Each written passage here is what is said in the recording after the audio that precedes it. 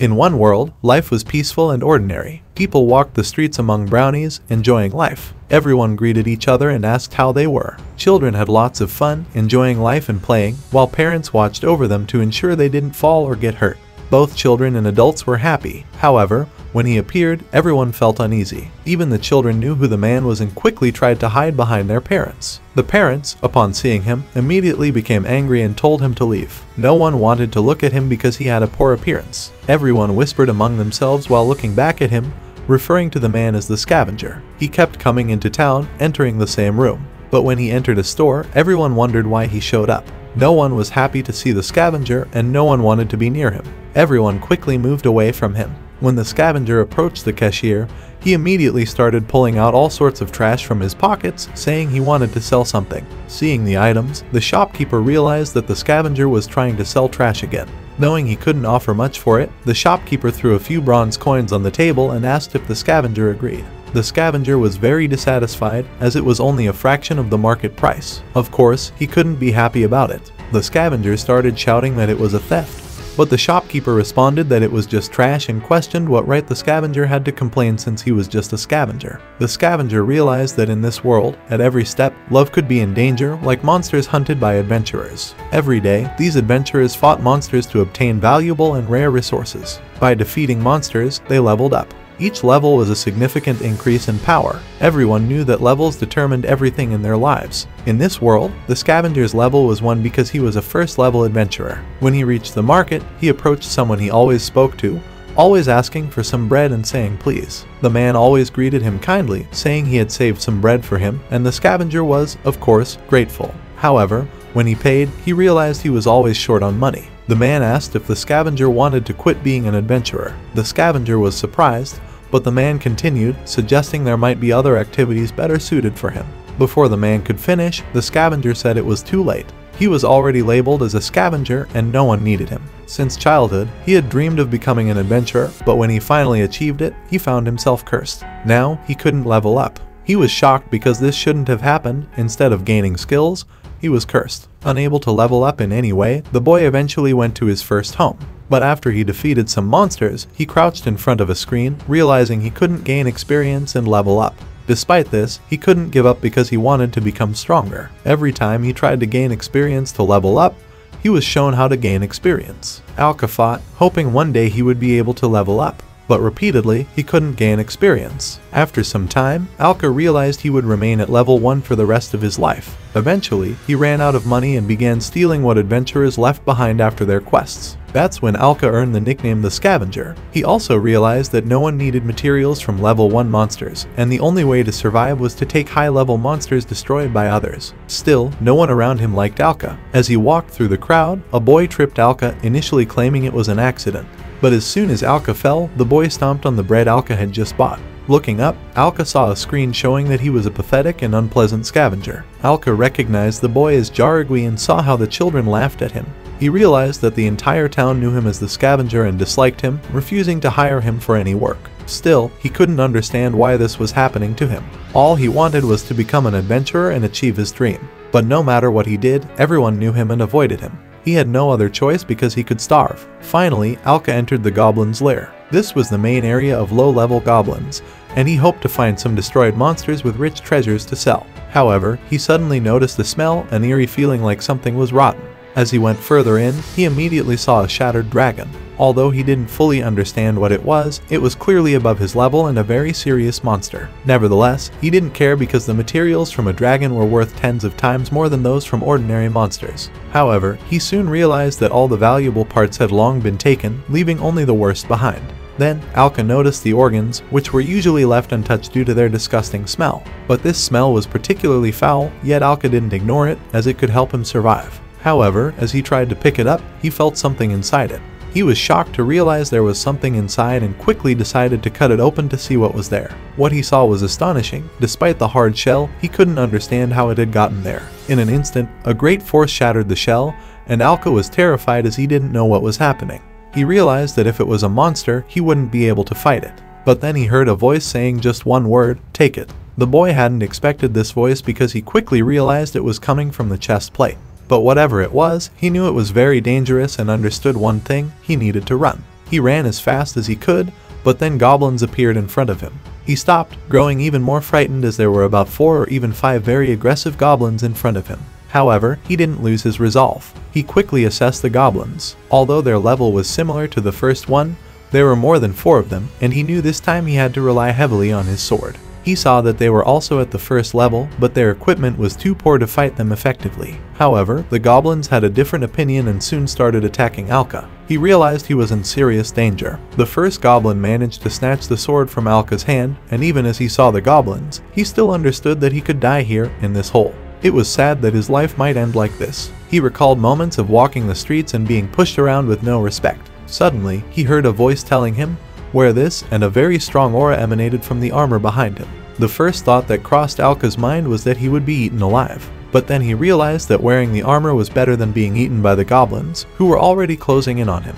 Besides, he understood that he had no other choice. Behind him was the armor that only spoke to be worn, and in front of him were a small number of goblins ready to tear him apart. In the midst of this, Alka decided to wear the armor. The preparation was complete, and the registration of the owner was also finished. A voice from the jacket stated that the emergency installation had been confirmed. As soon as Alka heard this, he turned around and saw something happening. In an instant, something unexpected occurred. The installation of the Abyss armor was complete, and Alka now looked like a true knight in luxurious black armor. As he looked at his hands, he was astonished by the new power from the Abyss. He believed he would die soon after this. However, he then heard the armor say that he must follow the commands of its owner. He turned to see the goblins had started to attack. He decided to trust his new armor to fight off the goblins. As he swung his sword, he realized it was incredibly sharp. Compared to his previous sword, this one was night and day. With one swift move, Alka was able to cut a goblin in half. As the half-goblin fell, a light appeared and began to emerge from it. The light rose and entered Alka's chest. He didn't understand what was happening or what kind of magic this was. Something very sacred from the goblin suddenly floated up and pierced into Alka's chest. However, he still saw the goblins continuing to attack. He had only destroyed one goblin so far. He understood that the time had come, as with the new armor and sword, he could do anything against these level 1 goblins. The effect that occurred on the first goblin he destroyed repeated with the others, and his body began to shine again. However, he didn't understand why this was happening, even as the goblins continued to attack. He felt like this wasn't just about him. But despite this, he no longer cared because he felt the sweet taste of victory over the goblins. So, drawing his sword, he immediately destroyed everything in his path. What this looked like from the outside had to be seen because, after all, we had never seen Alka look like this before. Moreover, he realized that this was the end for the goblins and, with a single slash, he was able to destroy the remaining goblins attacking him. As he stopped and raised his hand, he realized he was still alive after the great battle against the goblins. Although he thought he was a low level and had managed to destroy 5 goblins at once, the magical light didn't stop. He was very intrigued by what kind of light this was, but suddenly Alka saw some markings in front of him, indicating that his level had increased, though he didn't understand how this was possible. From his perspective, it was clear that he was very shocked since he had received the level. His previous level was level 1, and now his level was level 6. Standing in front of the dragon, Alka saw that he had received a message confirming his level, and at that moment, his level was level 6, which was very surprising.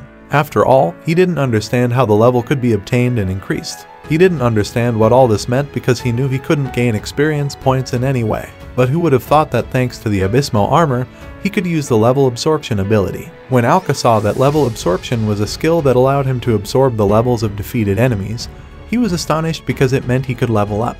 He was shocked but understood that he didn't gain experience through words at all. His levels increased solely due to the ability to absorb levels from his enemies. He realized that the sacredness he felt in his chest after each monster he defeated was actually the level absorption. After all, only now did he begin to realize how drastically his life had changed since he could level up and was no longer a level 1 novice. Holding his new sword in hand, he understood before, but now he felt much faster. After all, he had reached level 5 and even started moving faster than when he was at level 1. Only now did he start to understand and realize the fact that he could become much stronger than before. When he stopped, he was quite pleased about it, but still, something bothered him. When he turned around, he realized that it was just the smell that bothered him because it was truly terrible where the dragon was. But after thinking for a bit, he realized that it no longer mattered because, thanks to this dragon, he was able to increase his level. Then, after pondering for a while, he began to understand that if he defeated all the enemies in this cave, he could become even stronger than he is now. After all, they probably couldn't hurt him thanks to his armor. If he fully utilized this, he could destroy all the goblins in this cave. As Alka thought about this, he suddenly felt something behind him. After all, he knew there shouldn't be any strong goblins in this cave, but what he saw in front of him was very shocking. It was very surprising and also terrifying because in front of him stood the Goblin King. The Goblin King was the guardian of the Goblin Cave, and Alka didn't understand where this tall goblin had come from. However, he understood that he had to do one thing in this situation: turn around and run to the exit as quickly as possible without looking back. But when he turned around, he realized that the goblins were attracted to the dragon. Moreover, his armor also recommended retreating because the enemy was at a higher level, and he fully realized that he couldn't fight them. Despite the significant level difference, he understood that he wouldn't be able to escape from these goblins. This was because the goblins started attacking Alka, and he realized this was very bad because the level difference was enormous. After a while, Alka could still somewhat withstand the goblins' attacks, but not for long. The goblin was so strong that, with one punch, it could literally hurl Alka a great distance. After crashing into a wall, he realized he was in a lot of pain but still had to get up.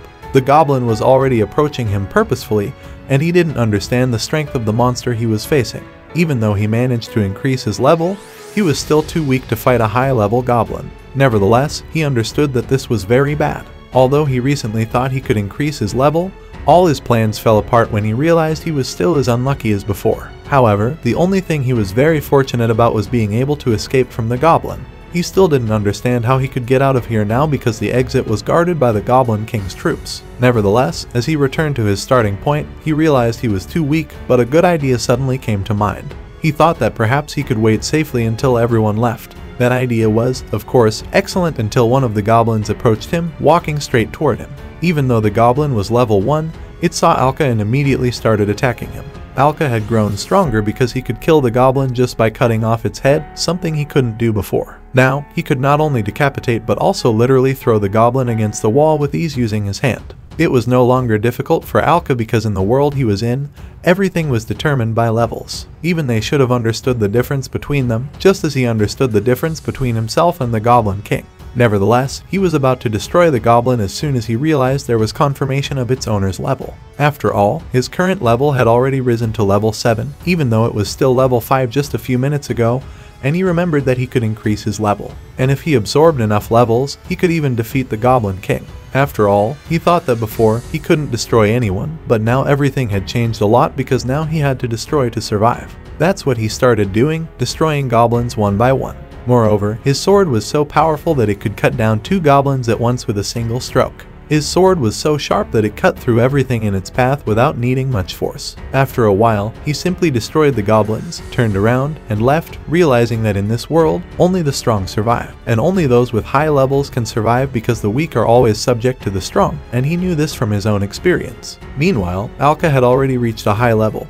But ahead of him in the tunnel, he saw an incomprehensible end, and in front of him were 2 lit torches. The armor also recommended checking the side caves that were lit, and Alka was also curious to see what was inside. Upon entering, he saw in front of him a pile of gold coins in various chests and golden objects. He understood that these goblins had taken all this treasure from people. After all, although they were all level 1 goblins, ordinary people couldn't fight them. However, he decided to look around because there might be something he could use in the future. As he looked around, he felt attracted to something more than just gold. Strangely, it was a chest, and he was very interested in what was inside it. When he opened one of the chests, he saw several bottles in front of him. He understood that these were recovery potions, which were much needed. After all, they were potions they had, and Alka realized he needed to take them to continue fighting so he could recover at any time. Alka also noticed that his armor had a special space for the potions. As soon as he thought about the space where he could place these potions, a reaction suddenly occurred, and a new compartment appeared next to his pocket. Upon closer inspection, he realized that his gear had a new chain for storing potions. After putting in all the items he could, he thought it was very useful and was very grateful to his gear for this opportunity to store potions so close to him, so he didn't have to carry them in his hand or a bag. However, Alka wanted to take some gold coins but realized it would hinder him in battle. He understood that his main goal now was to return to the city safely. After all of this, if he could get out of here, he could enrich himself by selling monster materials, which was a good thing for him. Therefore, he made the right decision to leave without the gold so it wouldn't burden him. As he started walking, he suddenly heard a noise from behind and turned around immediately, then ran towards the sound, thinking someone might be there. But what he saw behind the boxes shocked him. After all this, a girl was sitting there and he began to realize that these goblins not only took gold but also people. So, he quickly told the girl to wait because he would help her and untie her. Mill immediately smiled and thanked Alka. She introduced herself as Mill, saying she was from the village of Racker. However, when Mill asked for the name of the man who saved her, Alka suddenly hesitated and said his name was Sarka. When Mill heard this name, she immediately realized who he was. However, Mill didn't have a chance to say anything when the man asked if she had ever heard of the nickname Caranero. Mill quickly apologized, saying she had heard rumors about him, but now the situation was entirely different. She realized he was different from what she had heard about Sarka, but Alka turned and asked what they were talking about, and Mill said that he had saved her life and didn't seem like a scavenger at all. Mill then smiled and said that, to her, he wasn't a scavenger but an Alka. Alka thought that this was what he wanted, to be an adventurer who saves people from danger. So, he immediately told Mill that he would take her to the village and that they needed to leave right away. He headed back the way he came to leave and see Mill in the village, thinking that despite everything, everyone was still very happy. As they walked through the tunnel, he thought it would be better for Mill to hide behind some rocks for a while as he checked the surroundings. At one point, Alka began to feel that goblins were approaching, and when he turned around, he saw a large group of goblins, much larger than before. He understood that their number was already significant, and even after thinking for a moment, he realized that they were all first-level goblins. So, the only thing Alka said to the goblins was that they should prepare because they would soon reach his level, as he pointed his sword at the goblins. But somehow, the goblins had a different look. So, the whole crowd in front of Alka immediately attacked him. But as quickly as they ran towards him, they also quickly disappeared from Alka's onslaught. With each swing of his sword, he destroyed at least 2 or even 3 goblins at once. Meanwhile, Alka quickly absorbed levels, becoming stronger. Thanks to this, his attacks became faster, and his movements were as quick as his strikes. His reactions improved significantly, and his senses sharpened, allowing him to sense attacks from behind. With his speed, he could dodge any attack and literally obliterate his enemies. Soon after appearing, he began to attack anyone in his path. His level increased rapidly, and for Alka, it became almost entertaining as he found various ways to destroy those in front of him. He felt power he had never experienced before. The more enemies he destroyed, the stronger he became, and he understood this perfectly. Alka looked at the goblins differently now, seeing them as simple levels to gain rather than monsters he might have feared before. After a brief pause, Alka received a notification that his level had increased. Just 2 minutes ago, it had been a lower level. Then a girl appeared from behind the rock and asked Alka if they could leave. Alka replied that they couldn't yet. However, Mill turned and saw the monster. Alka said he had destroyed many of its kin, and finally, standing in front of Alka, came the Goblin Lord, determined to destroy his rival this time. But at the same time, Alka, seeing the Goblin Lord, understood that he wanted to destroy him as much as he wanted to be destroyed. Finally, he stood before Alka. It seemed the Goblin Lord was in a furious mood. He let out a fierce roar, and Alka prepared for battle even though his level was lower. Despite the Goblin Lord being at a higher level, Alka simply said that he was no longer the dog that had run from him before. Alka threw his weapon back and prepared for the attack. The only thing he said was that he didn't believe the Goblin Lord could defeat him easily. Then he prepared for battle as he had before. When the battle began, Alka could only land one hit, but it struck the right spot, injuring the Goblin Lord on the side. As Alka turned around, he realized some goblins were glaring at him angrily. Seeing this, he realized their numbers were overwhelming. However, as long as the Goblin Lord was alive, he didn't want to be distracted by minor matters. So, after calling Mill, he quickly asked for a knife. Mill, without hesitation, agreed and threw a sheath containing knives towards Alka. But somehow, all the knives started flying out of the sheath, heading straight for Alka. Mill apologized, saying she had thrown it awkwardly. Alka told her not to worry about it because he managed to catch them deftly. With his increased level, he could perform actions calmly and swiftly. He easily caught all the falling knives and immediately used them to attack the goblins, who became easy targets for him. His movements were so fast that some goblins didn't even realize how quickly their opponent disappeared in front of them and reappeared elsewhere. All of Alka's knives rose into the air.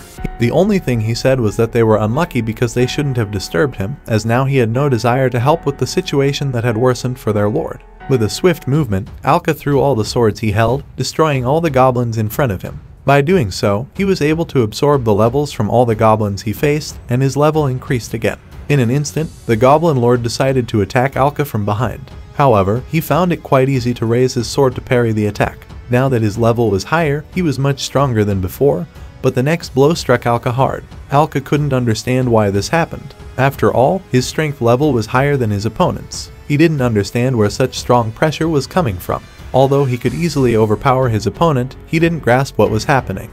But then, Alka received a warning that this monster had a bracelet that enhanced its strength in battle. Alka realized why his opponent seemed so strong. It possessed an object with enhanced features. The bracelet was on the hand that held its sword. Normally, it's not easy to level up and become more resilient, but by wearing items that enhance combat or defense abilities, Alka realized that even monsters could have such equipment. Alka then decided that his next goal was to destroy the bracelet, as that would lower the monster's strength to a weaker level. The Goblin Lord immediately started attacking Alka, trying to destroy him. However, Alka managed to dodge the attack. With attacks like these, Alka realized this would not be easy for him. He had to exert all his strength to win. Alka quickly started attacking the Goblin Lord, who managed to defend himself quite well. Even though one of the attacks was so powerful that it made the ground shake, the Goblin Lord still managed to retaliate. The attack sent Alka flying far, as he hadn't expected a counterattack. However, he quickly got back up and said that this wasn't over. When he turned around, he saw other goblins being destroyed with their own knives. He then had a good idea, grabbing the knives and immediately rushing to attack the Goblin Lord. Bit by bit, he began throwing the knives at the monster, but the monster managed to defend itself with its weapon. Alka didn't think of stopping his attack and kept pressing on. At one point, the Goblin Lord realized it was getting harder for him to defend because the attack was so intense. Soon after the knife assault, Alka grabbed his sword and charged at the Goblin Lord to destroy him. As Alka attacked, the other goblins didn't understand what was happening. Alka said that from the beginning, this was the only thing he wanted. His goal was to destroy the bracelet because once the bracelet was destroyed, the Goblin Lord would lose all his strength. He said there would be no more surprises. Alka immediately turned to the Goblin Lord, saying that he had seen a weak young man at the entrance of the dungeon, but now he was much stronger than the Goblin Lord, and the Goblin Lord should flee in fear if he could, because with just one attack now, he could completely destroy the Goblin Lord. Since the difference in their strength levels was so vast, with one attack, Alka could do something he couldn't do before. As the Goblin Lord tried to protect himself, he was thrown very far, crashing into the wall with full force. Alka approached him and asked if he was afraid of Alka's strength. It was no surprise, as his life was now at stake. The first thing he did was knock the weapon out of the Goblin Lord's hand. Alka stood remembering the words that everyone called him a scavenger and everyone disliked him.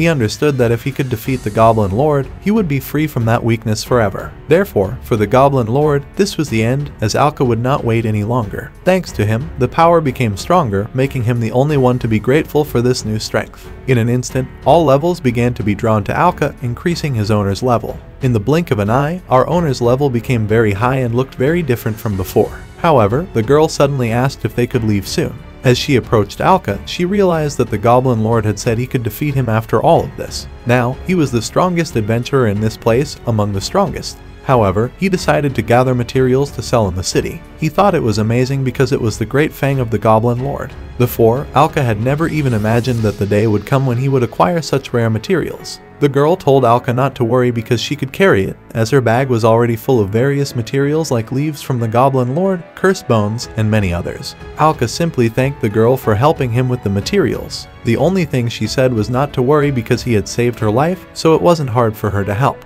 However, the girl suddenly asked what they were going to do with the materials. Alka replied that he had gathered good materials and thought a bit about the fact that he no longer needed to hide and decided that they could return to the village. However, he was also concerned that if they left the goblins like that, they could kidnap the village girls again. So the only thing he asked the girl was if she would stay with him a little longer. The girl replied that she didn't mind but asked where they would go. Alka turned around and said he would not allow more kidnappings in the village because he would destroy all the goblins in this cave. After some time, when they had destroyed all the goblins, they decided to return.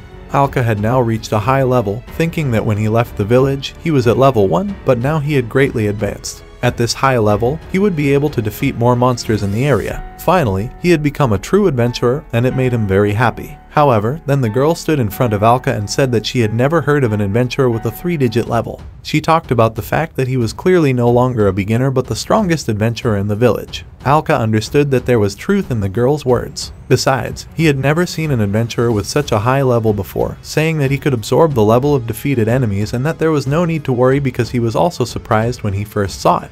The girl said that with that power, he could become the strongest and crossed her fingers for him, hoping everything would go well. However, while Alka was talking to the girl, a group of boys came out from the other side, greeting Alka as a thief. But Alka turned around and immediately recognized it was Sark. He immediately asked what kind of armor he had. They laughed, saying that since he couldn't level up, he decided to rely on equipment, as he was always a thief despite wearing fine armor. Moreover, he remained weak, and some equipment wouldn't help him much because of the significant level difference. This time, Alka had no intention of listening to all the mockery and immediately attacked the person with a knife, saying he was tired of hearing it and asking him to be quiet.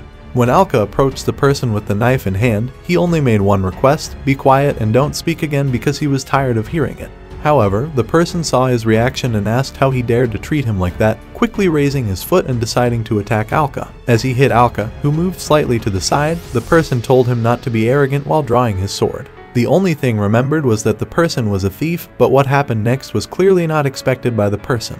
Alka easily knocked the sword out of the person's hand and placed it on the ground. The person's friends immediately drew their swords, and Alka turned and asked if they also wanted to try fighting him. As the person sat there, he realized that Alka had already reached a high level. But how could he have been at level 1? Alka replied that his level was 20 and that the person was weak because Alka was already several times stronger than him.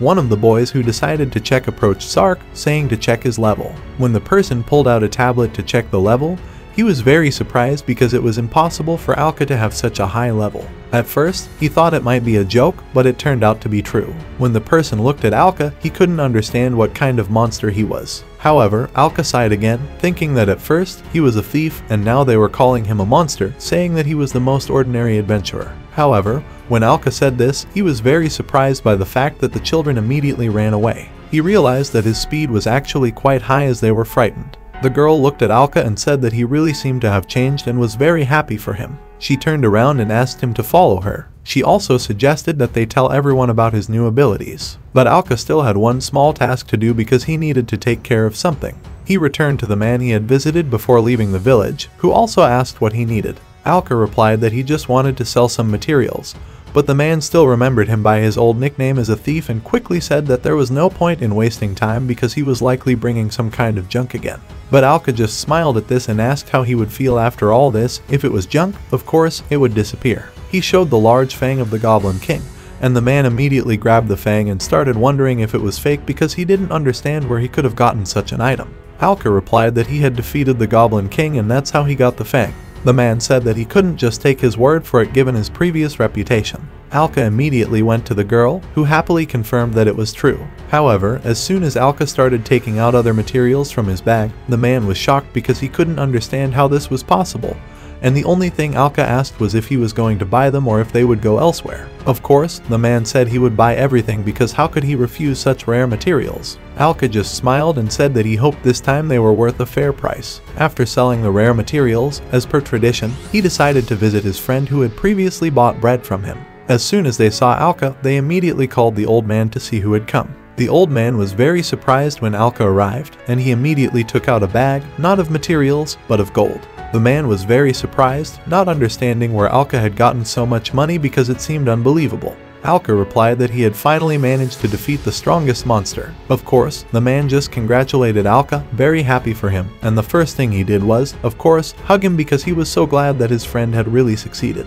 Alka just smiled and thanked him for all the support. However, suddenly, Alka heard something in the distance. He turned around and saw a large group of people starting to gather in one place, looking into the distance, and the boy immediately ran toward it, asking the old man and the girl to wait there. After all, there was a monster capable of breaking through the fence and attacking the village and beginning to attack the villagers to destroy them. But Alka, fortunately, was nearby and managed to deflect this attack towards the girl. As soon as Alka managed to destroy one monster, he immediately asked the girl if she was okay, and she replied yes. However, Alka realized there were a few more monsters and wondered who they were. But he didn't care because they shouldn't have appeared in the village today. Even though there were level 8 werewolves in front of Alka, there were quite a few of them, and seeing the group of werewolves, Alka understood that he couldn't let them into the village. The people immediately requested that they call Zark and his group because they didn't understand where they had gone. Alka just remembered how they immediately started running away from Alka, realizing that he had to take responsibility for destroying all the werewolves that came to the village.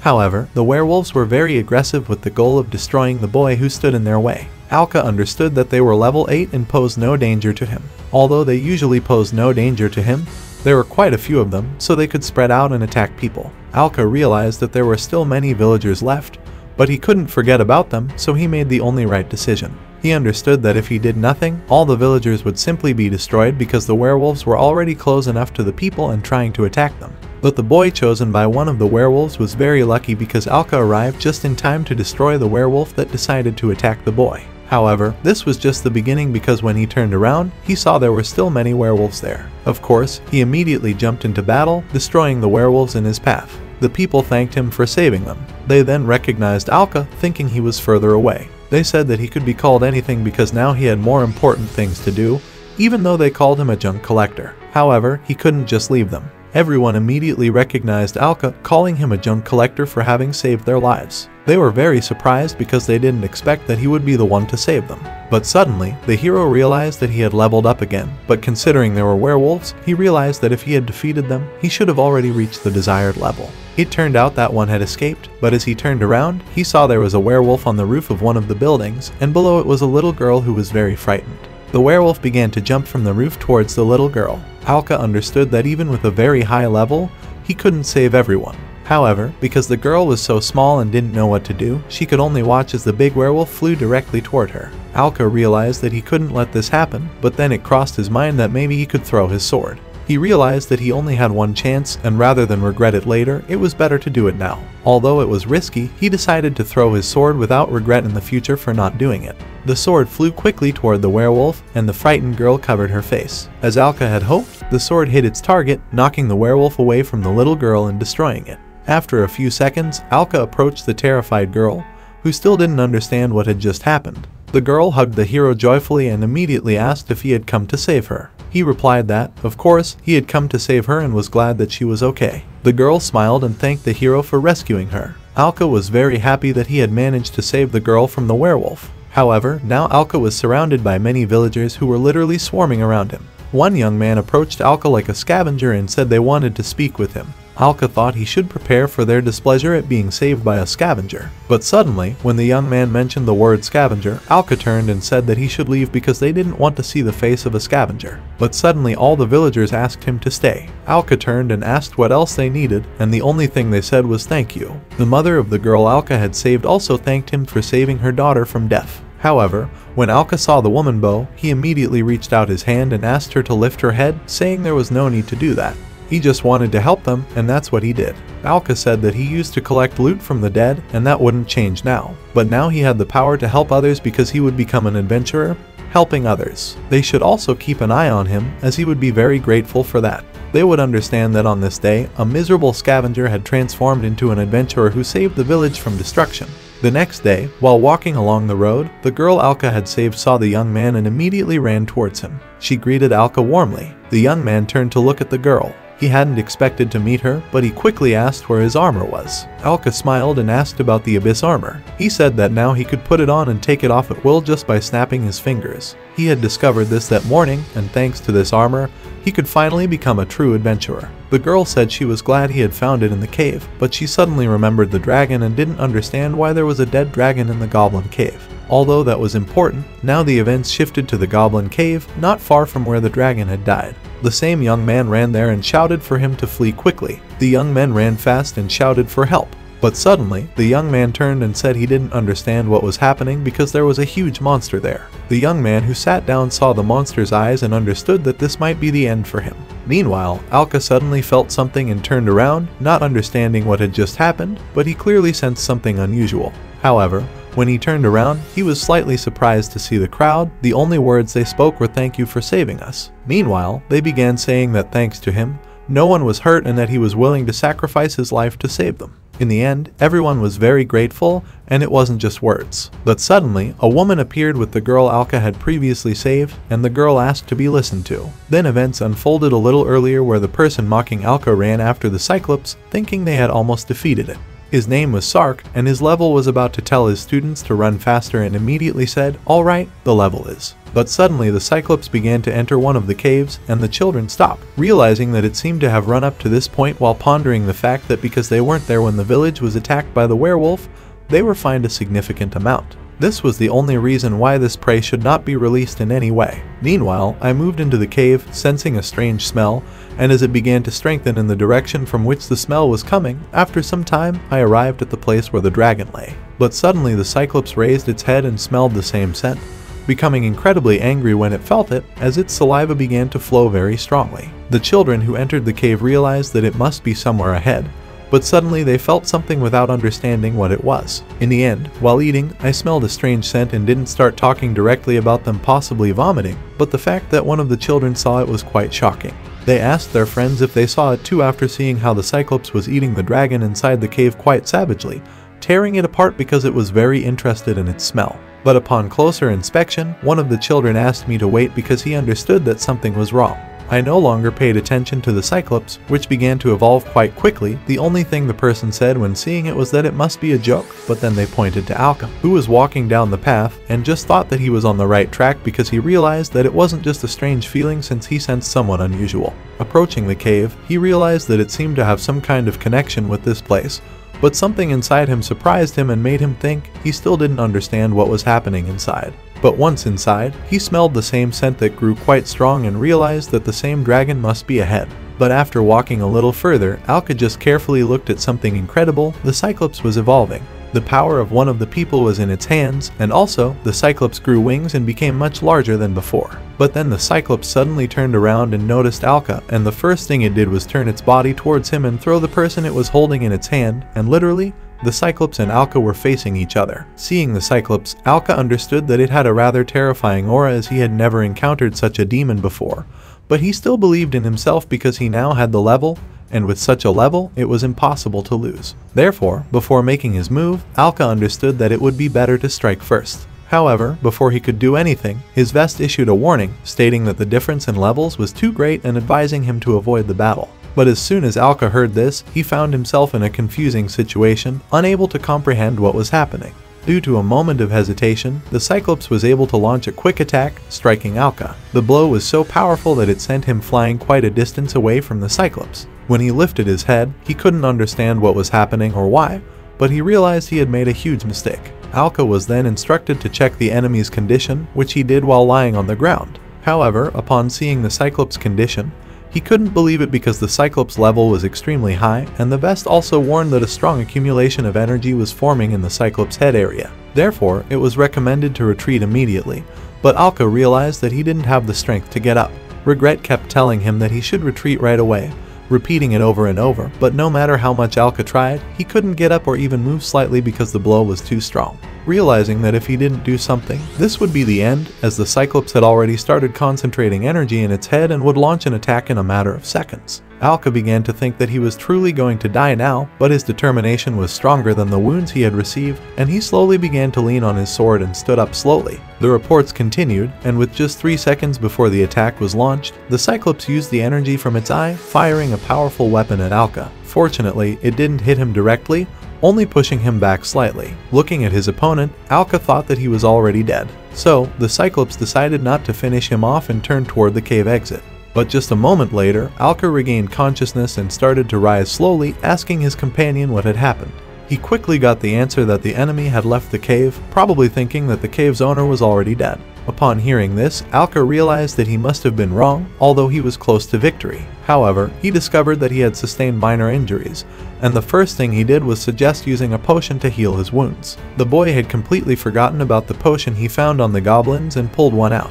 As he drank it, he realized that he could move more easily now. He felt grateful to the goblins for their potion, but as he looked toward the exit, he also understood that he needed to pursue the Cyclops, as it was likely heading toward the village. However, just as Alka started to leave, he heard a voice calling him like a scavenger, and more importantly, Alka recognized this voice. Turning around, he saw Zarga and immediately said that he had a potion on video and really asked Alka to give it to him because for someone like him, it was too valuable an item. And once his wounds were healed, he would immediately run, saying that the monster might go to the village and that as long as he was distracted, he could survive, so he quickly began shouting excitedly, demanding that Alka give him the potion. However, the person didn't understand that he was not in a position to command because people like him shouldn't exist in this world. Alka immediately spoke to the Abyss armor, asking if the potion could heal his wounds. The armor responded that it couldn't because the wounds were too severe, and even with the use of the potion, the chances of survival were 0, as he would die in a few minutes. But Alka remained determined and asked if the absorption ability worked on humans,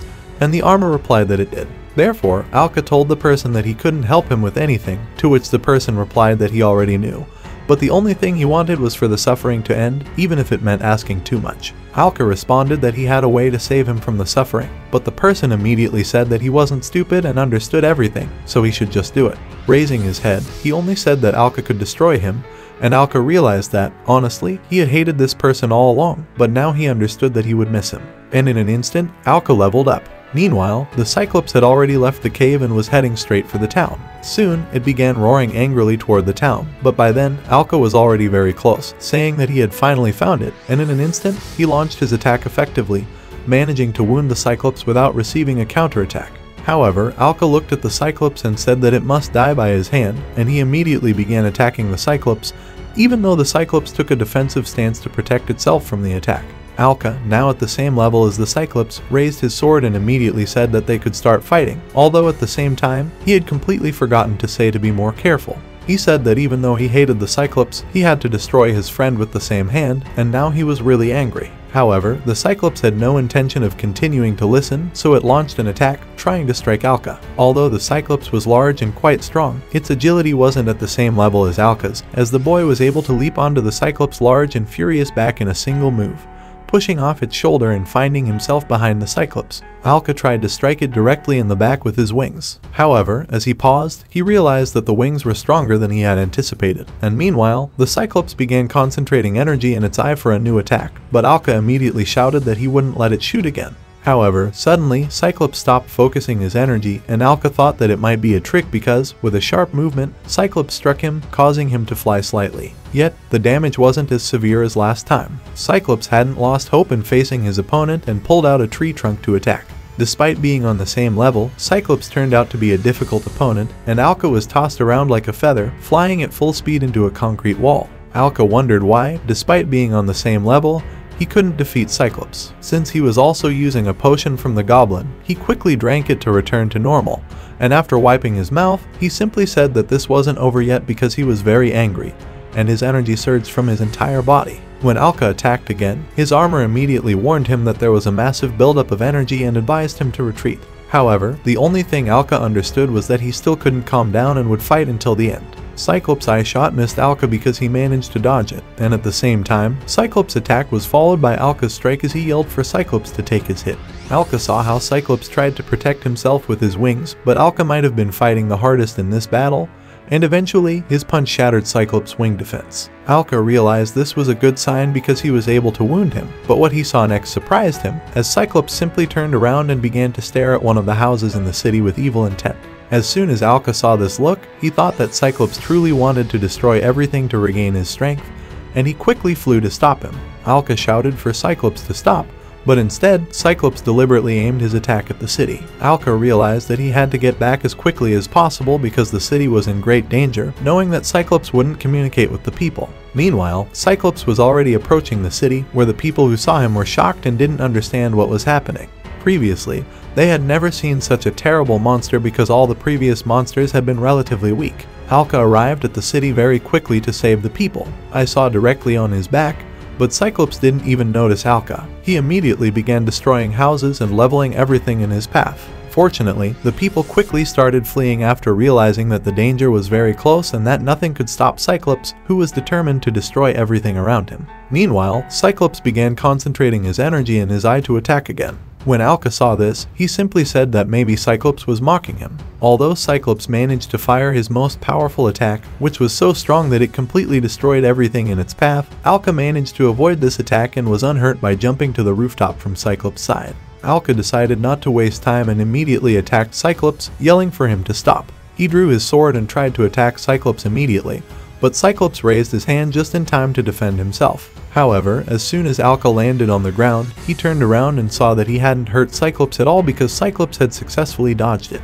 Cyclops quickly prepared for a ranged attack, but Cyclops was no ordinary creature and immediately charged at Alka, attacking him directly. Although Alka managed to turn and try to strike, Cyclops skillfully prepared his defense. Because his defense was so strong, Alka couldn't break through it. Realizing that this wasn't over yet, he quickly said that he would definitely save his people, maybe surrender or destroy him. But looking at Cyclops, it was clear that he had no intention of surrendering because once again, he began concentrating energy around his eye to attack. Even so, Alka managed to dodge the deadly beam repeatedly. As soon as Cyclops saw that his efforts were futile, he immediately reached out to deliver a physical blow. When Cyclops managed to hit Alka, he was instantly knocked off the roof and started to flee somewhere, although Alka landed very hard on the ground from the impact. However, he was still there and realized that he could fight, but the battle wasn't over yet. Only he could defeat such a powerful demon, and therefore he couldn't let his people down and just surrender to Cyclops. But then a man appeared, looking at Cyclops and saying, "That's it," and the man also realized that Cyclops was quite large. Cyclops started screaming angrily at the sight of the man, but from the man's expression, it was clear that he wasn't the least bit afraid. He only thought that this was a very small village, because even if they ran away, they would catch up. In this case, he could only buy time for the real hero. Suddenly, Alka stood in front of the man, looking at Cyclops. Then the man said that this was the hero he had been waiting for. Alka then asked the man if he was just a boy, how could he be a hero? The man said that he was the true image of a hero, and that's why he came to help him. However, Alka still didn't know how to defeat Cyclops. Then the man said that there was nothing wrong with that because they were already on the same level. The man quickly reached his hand into one of the boxes while saying, "Why worry about unnecessary things?" Once he found what he was looking for, he immediately handed it to Alka and told him to take it. When Alka took it, he realized that it was the same bread he had eaten when he was a scavenger. The man told Alka to remember those days because something had changed now, and Alka began to eat the same bread he had eaten before. He remarked that it was just as terrible as ever, but thanks to that bread, he was able to gather his thoughts. The man drew his sword and simply apologized for making the Cyclops wait, inviting it to continue. He raised his sword, pointed it at the Cyclops, and said that the only thing he would say was sorry for keeping it waiting and offered to resume the attack immediately. He began to attack the Cyclops with instant speed. Even though Alka was quite strong, the Cyclops still managed to hold its ground because their levels were equal, and the Cyclops' defense was strong. However, Alka wouldn't stop there, so his attacks continued. But then something happened that Alka clearly did not expect. The Cyclops managed to grab Alka with its hand, and Alka didn't understand what was happening. The Cyclops immediately threw Alka into one of the nearby houses. Once Alka stopped, he immediately thought that he was very tired of all this, but then he felt something behind him and heard a sound. Turning around, he saw a child on the video and simply said no. He immediately wondered why the child was still there, why he hadn't run away like everyone else from the village. Alka also began to shout at the child to run away as fast as possible because the Cyclops was close to them. The child immediately said that he was very scared and realized that his legs couldn't even move. Meanwhile, as they were talking, the Cyclops had already turned its attention to the child, and Alka realized that this was very bad. The Cyclops immediately jumped and landed next to the child, roaring angrily. But then it began to move its hand to strike and end all of this once and for all. But as the Cyclops started to swing, Alka shouted, asking if it thought he would allow that.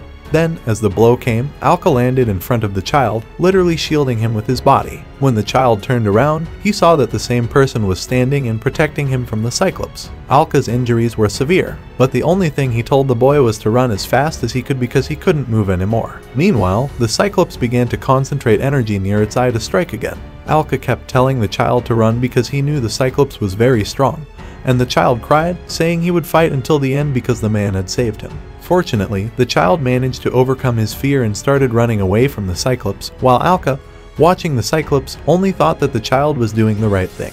But at the same time, there was a large accumulation of energy, and Alka was advised to retreat immediately. Alka then apologized to the Abyss armor, thinking that this time he wouldn't make it out, and in an instant, the Cyclops fired its shot directly at Alka, sending him flying through a house and then through a wall after hitting one of them. He only thought that it was an incredible amount of power. After all, even though they were at the same level, the difference in strength was too great. But suddenly, Alka was advised to use a healing potion immediately, which he had completely forgotten about. However, when he tried to stand up, he realized that he was out of potions. His bottle was empty, but he quickly noticed that he had dropped one during the impact, not far away. He tried to reach for it with his hand, realizing he needed to grab it quickly. After all, he had to heal himself. But suddenly, something started happening, and Alka didn't understand what it was. He thought that maybe the village had already been destroyed, but he also thought that if he recovered, he could save it. Within himself, he asked someone to help him, and suddenly someone began pouring the potion into Alka's mouth. It was a girl who could make potions and had started helping the child. Once Alka woke up, the girl was happy to see him awake. The child stood up a little and asked who she was. The girl introduced herself as Lael, saying that she was born and raised in this village, and because of that, she wanted to protect it too. She was just an ordinary village girl. But meanwhile, Alka understood that all of this wasn't over because the Cyclops was very close. Lael quickly told the man to get up because he needed to return to the fight. Moreover, she had seen how he fought to protect this village and everyone in it. These people also wanted to protect the village, and despite everything, she was very grateful, just like everyone who lived in the village. Lael reached out her hand to Alka and told him to leave as soon as possible. But Alka understood that he couldn't do that because he was the only one in the village who could defeat this monster, and that was the only reason. But Lael also said that if he lost to this monster, no one would be able to save the village, and the village would be completely destroyed. Therefore, he needed to avoid facing the monster until his wounds were fully healed. Alka fully understood this as he felt pain all over his body and realized that he needed to rest a bit more before he could fight again. But the Cyclops didn't care and was already very close to Alka and Lael, planning to continue the fight. Lael reached out her hand and simply told Alka that they needed to leave quickly. Alka fully understood this was his only chance, so while holding Lael's hand, they began to run away from the Cyclops, who continued to chase them. At one of the turns, the girl called out to Alka to run after her. But while they were fleeing, the boy asked the girl how she knew his name, to which she replied that it was very popular in this village. Alka asked if it was popular as a scavenger, and as soon as the girl heard this, she immediately stopped and said that it certainly was, but she believed that he was the hero of Ark, and when the werewolves attacked the village, he was there too. Alka remembered those same werewolves and felt a bit surprised, but the girl continued to speak, saying that's why she believed he could save her village. Alka extended his hand and said that a girl named Lael would surely destroy the monster, and of course, she would save her village. As he said this, her smile lit up, but suddenly, both Alka and the girl heard a strange noise, a scream. Shortly after, they looked over the wall and saw a man dragging the girl, shouting that they had to take her immediately. Up to this point, Alka had only observed as people tried to force the girl into one of the carts. The man said they needed to move quickly because the monster would arrive soon. Despite their open actions, no one stopped them because it was time to make extra money. Alka stood by the wall, confused about why this was happening now, but he continued to watch from below the wall and decided to confront them.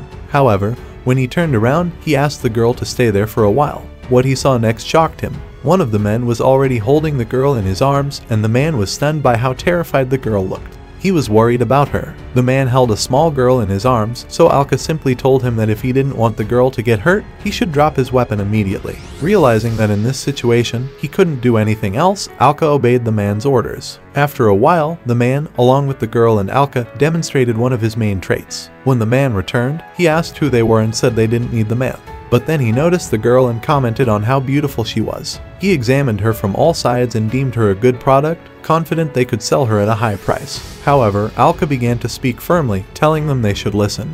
How could they have the audacity to do such things while the village was in danger? The man laughed and said he didn't care what happened to the village. After all, they came here to take everything. They were lucky not to destroy it all. Alka was furious hearing this because he thought the man was truly evil. The man just laughed and said Alka was scared, but then he approached and asked if he was an adventurer. After all, it was a pity that he didn't have the power to do anything against them. The man quickly decided it was time to move on and needed to be more cautious with the girl, as they didn't want Alka interfering. Alka realized that if given a moment, he would seize the opportunity to save Lael. But suddenly, a knife appeared and targeted one of the men holding the girl. However, one of them quickly turned around and shouted for them to stop. A girl ran towards the man, and Alka immediately shouted her name when he saw her. The man managed to dodge, and the girl was thrown aside. When she fell, the man simply remarked that she was too tough to defeat. The girl said that wasn't her intention because she was just a decoy. Meanwhile, Alka was already very close to the man behind her. With a quick and powerful attack, he was able to defeat the man. The girl fell into Alka's arms, and as he laid her on the ground, he quickly asked her to hide. The bandits began ordering that they be destroyed and to stay alert. A large number of thieves immediately launched an attack aimed at Alka. Alka asked if the man was sure about what he was going to do, as it was clear he didn't want to hold back. The man pointed at Alka and said that if they thought they would be afraid, they were gravely mistaken because they were just pretending that a hero was present. The hero warned them one last time to surrender, as there would be no more warnings like this. However, the thieves attacked, and Alka understood their decision because he remembered how the man said he couldn't be defeated because he was too tough. Alka said they couldn't defeat him because the level difference was too great. In the blink of an eye, Alka absorbed many levels, as he could easily destroy everything in his path. The man could only watch and asked who he was because an adventurer shouldn't be that fast. Alka replied that he was an extraordinary adventurer, even though he was the last one. The man stood up and started shouting that he would destroy Alka, which was probably the biggest mistake of his life, as Alka completely crushed him with a single blow. Suddenly, Alka received a message saying he had reached the maximum level for someone. Only now did he start to understand that level C was the highest level a person could achieve. After all, he couldn't believe there could be a level cap, but he had never heard of an adventurer reaching such a high level. While Alka pondered this, Lael suddenly ran up and hugged him, saying that he had saved them and that she was very grateful to him.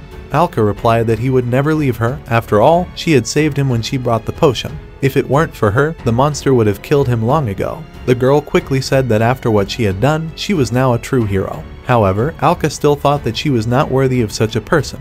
He felt bad, but if he left them, they might destroy other villages. These thoughts kept spinning in his mind, and he understood that he couldn't leave them without help. The girl immediately said that it wasn't her fault because there was nothing wrong with what she did since she took lives to save everyone. Therefore, she didn't need to blame herself because she had done everything right. Thus, she was a hero, and Alka was also grateful because he felt better now. Even better, another girl came running and said that everyone who was captured had been sent home. Alka turned and simply said that Mila was a great person, and the girl also said she was very happy to help because while she was fighting, she could only watch and couldn't assist. She immediately suggested that they fight together next time. Alka responded that it wasn't necessary, that everything was actually fine, but then suddenly a Cyclops appeared, and Alka said it would be better for them to hide quickly. The hero finally reached a level where he could face the monster. He understood that now he could defeat it, and this monster was quite easy to handle. The Cyclops immediately headed toward Alka with a huge leap, and moments later, a Cyclops emerged from behind a wall and jumped at Alka, blasting with wind. In that instant, Alka met the Cyclops' gaze and said that it had finally come because he would defeat it. But while turning around, he told the girls that it was time to hide quickly, which they did without argument and fled as far as possible. Alka repeated the same words he had said before, apologizing for fleeing during their last encounter. Since now he had no intention of running away, he wanted to end everything by destroying the Cyclops once and for all. However, on the other side, the monster was also fiercely determined to end the one who had been troubling it all this time. When Alka took his first step, he began talking about how previously he didn't even know how to swing a sword, as his level was so weak that he could only use the most basic knife. With strength in his hand and a bag where he stored everything he could gather, he then swung his sword for the first time to save his life when he first encountered a monster whose level was much higher than Alka's. This monster was the Goblin Lord, and now he fought to protect their home. After everything, he remembered all those around him, even those who were not near and those he had saved. He understood that he had to end it all once and for all, saying that he used his sword to fulfill his friend's hopes. The Cyclops needed to be more prepared because now it would feel the attack of someone who had surpassed human limits. Unfortunately, the Cyclops didn't understand what was happening and decided to attack Alka. But if it had been difficult for Alka before, now he could deflect the Cyclops' attack with one strike. They said that its attacks were futile against Alka, but then he began to counterattack the Cyclops, throwing it far away from him. Alka, without much difficulty, could knock down the Cyclops with one blow. However, the Cyclops managed to get back up and immediately began gathering energy near its eye to attack. Alka was warned of the incredible energy accumulation, but he said there was no need to worry because it was not a problem. Because in this world, levels determine everything. Although the Cyclops from the Abyss had a high level, Alka's level was higher. The Cyclops soon tried to attack with the energy it had gathered near its eye, but Alka simply raised his sword and said that whatever it did didn't matter. He destroyed the attack with his sword and could withstand it without any issues, saying that the Cyclops couldn't win if their level difference was so great. After staring at each other, Alka and the Cyclops looked at each other intently. The only thing Alka understood was what would happen next because as he saw the fear in the Cyclops' eyes, he wondered what was wrong. He felt strong when destroying the villagers, but this time, it was the Cyclops' turn to be trampled, and Alka's gaze was furious. But the Cyclops' gaze didn't match what Alka had seen before. He said there was no need to be surprised because in this world, levels determine everything. As soon as Alka said this, he immediately rushed forward. However, it seemed the stubborn Cyclops didn't fully understand and tried to counterattack with its hand. Alka quickly began attacking the Cyclops, delivering many blows to its head.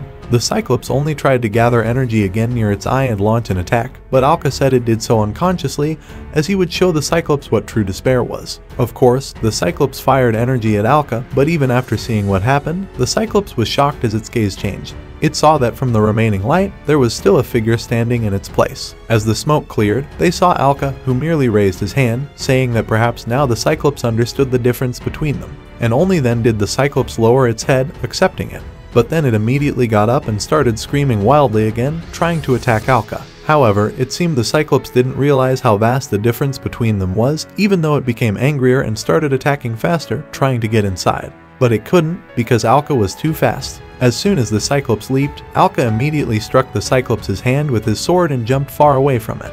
He saw how the Cyclops held its injured hand and quickly said that it was time to end it. The Cyclops had to kneel. The Cyclops immediately showed strong energy and its eyes seemed exhausted, but Alka merely said to stop raging, and the Cyclops fell. Alka decided to seize this moment by saying that the Cyclops had caused pain to many people and it was time to pay. Then he immediately attacked the Cyclops, and fortunately, this was Alka's final attack before destroying the Cyclops. However, in the meantime, there was no way to absorb levels, as Alka had already reached the maximum level for a human. But he gained access to new abilities from the god's armor and acquired the ability to convert levels. This ability allowed him to surpass human limits, though it was advised to use it wisely. The next day in the village, all the villagers came out to clean and rebuild as many buildings were damaged. Someone said they had to bring wood there. Suddenly, they slipped on a stone, and just as they started to fall, a hand suddenly appeared. They were very surprised, but the hand turned out to belong to Alka. Nevertheless, the child thanked Alka for helping him. Near a tree, Alka talked about what level transformation meant, and he also received an answer from his armor that with the help of the level conversion ability, level absorption could turn into a new unique ability. Once Alka learned about the new unique abilities he could transform, he was a little surprised because unique abilities had various useful effects such as increased speed or fire resistance. This was a good bonus for adventurers, and gaining experience points and leveling up could make them available with a very low chance. Now, Alka began to understand that he couldn't gain experience points. Therefore, unique abilities were not available to him. He thought that instead, he could receive rare unique abilities by exchanging levels, but only one thing interested him: the armor from the abyss. Besides, Alka was advised to acquire the ability to break limits initially. Breaking limits allowed for unlimited level gains, and the cost was levels. Once Alka learned the cost, he realized it meant the number of levels he could pay. Now that he had levels, if he bought it now, he would lose almost all his levels. But thinking that way, he needed this ability. So, Alka decided to buy it, and the armor said that to purchase the ability, it was necessary to mention the code phrase and the desired ability name. The code phrase was a request, so Alka immediately said that he requested to buy and then said that this ability had broken the limits. Immediately, the level transformation occurred. Something extraordinary began to happen. A holy golden light seemed to envelop Alka, and all his levels began to leave him.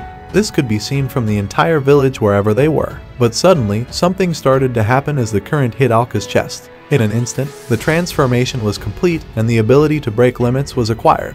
Alka was very surprised. He didn't understand what kind of feeling this was, as if his consciousness had expanded. Thus, the human level limit was surpassed. In other words, he was now a being higher than a human. Alka was very pleased to hear that he was higher than a human, but while looking at the sky, he only thought that he used to be just a courier and now had come such a long way. Suddenly, someone came to town and said that they met on that road. While passing by, they only thought that the monster had been destroyed. They were very angry when thinking that they had just wasted time. Moreover, the adventurer who defeated the demon might still be in the village, and in the meantime, the maximum level had increased, and levels were waiting to be absorbed and given to their owner. Alka had completely forgotten that at that time he couldn't absorb the Cyclops level, so Alka's level increased immediately. He thought that even though he lost almost all his levels due to the transformation, now he could calmly fight against monsters. He also understood that now he had to gain as many unique abilities as possible because unique skills were very valuable. If he could gain as many as possible, then he could become the strongest adventurer in the world. However, he needed to think and consider other plans for how he would act. While he was thinking, suddenly he heard someone approaching from behind. It was Lael, who immediately attacked Alka by hugging him. The girl quickly said that she had been looking for him everywhere because after yesterday's victory over the monster, chaos began in the village and she couldn't find him anywhere. Alka also apologized because yesterday he helped the residents put out the fire. But then Mila suddenly appeared and said that she was very worried about him, but also, of course, cared about him, and Alka understood that I had told the two girls that I was happy everything went well for them. The girl quickly said that she was very grateful and thanked him for that, but suddenly the girl said that it was just gratitude and kissed Alka on the cheek, then lowered her head and said that she loved him. Without waiting for any answer, she immediately started running shyly while saying she would go. However, once Alka realized it, he was very surprised and shocked. Then the man said behind her that it seemed like spring had finally come for him. Alka immediately shouted for them to leave quickly. He began to think that someone had fallen in love with him, which he had never dreamed of before. But he understood what he had to do now and was also advised to act like a man. Alka was angry and shouted for him to be quiet. A few days later, we were shown a group of adventurers looking at the town from afar, thinking that they had arrived at the place, but seeing the village, it looked more like a desert, thinking that they were late. One of them said maybe not, because it might have been attacked by another monster. They also thought it might not be the fire dragon because there would be nothing left of the village, and maybe that was true. In this case, they had to ask the locals about this attack.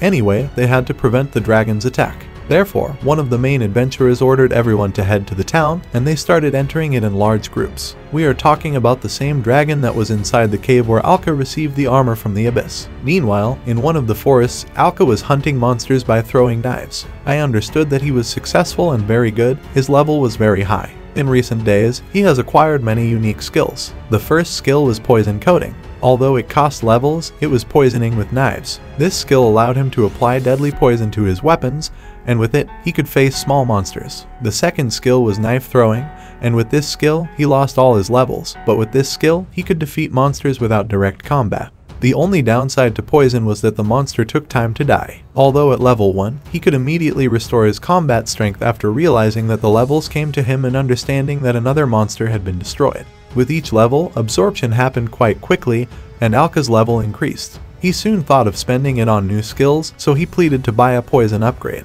Although this skill cost levels, he didn't care and acquired the skill. He understood that now monsters would be destroyed faster than before. However, it was enough for today because some monsters had to be poisoned with knives, and thinking that in a few hours, he would be back to his original level. So, he decided that it was enough time to return to the village. But as he approached, he saw a group of people and asked what was happening. Then one of them turned around. It was Ain, whose level was very high, and he was a representative of the Adventurers Guild. He asked Alka if he was also an adventurer, so Ain immediately asked if Alka wanted to join.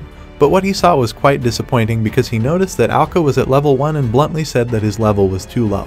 Everyone immediately began saying that he was at level 1 and probably a beginner. However, Alka was so remarkable that this reaction was expected. The man continued saying that maybe Alka wanted to become an adventurer. Alka replied that he had been an adventurer for a long time. Others started laughing and asked why he had been at level 1 for so long. However, the man stopped and asked him to wait because he couldn't believe it. He soon said that Alka was the weakest adventurer in history, saying they called him a scavenger. Alka asked very seriously if that was the case and if there was a problem with that.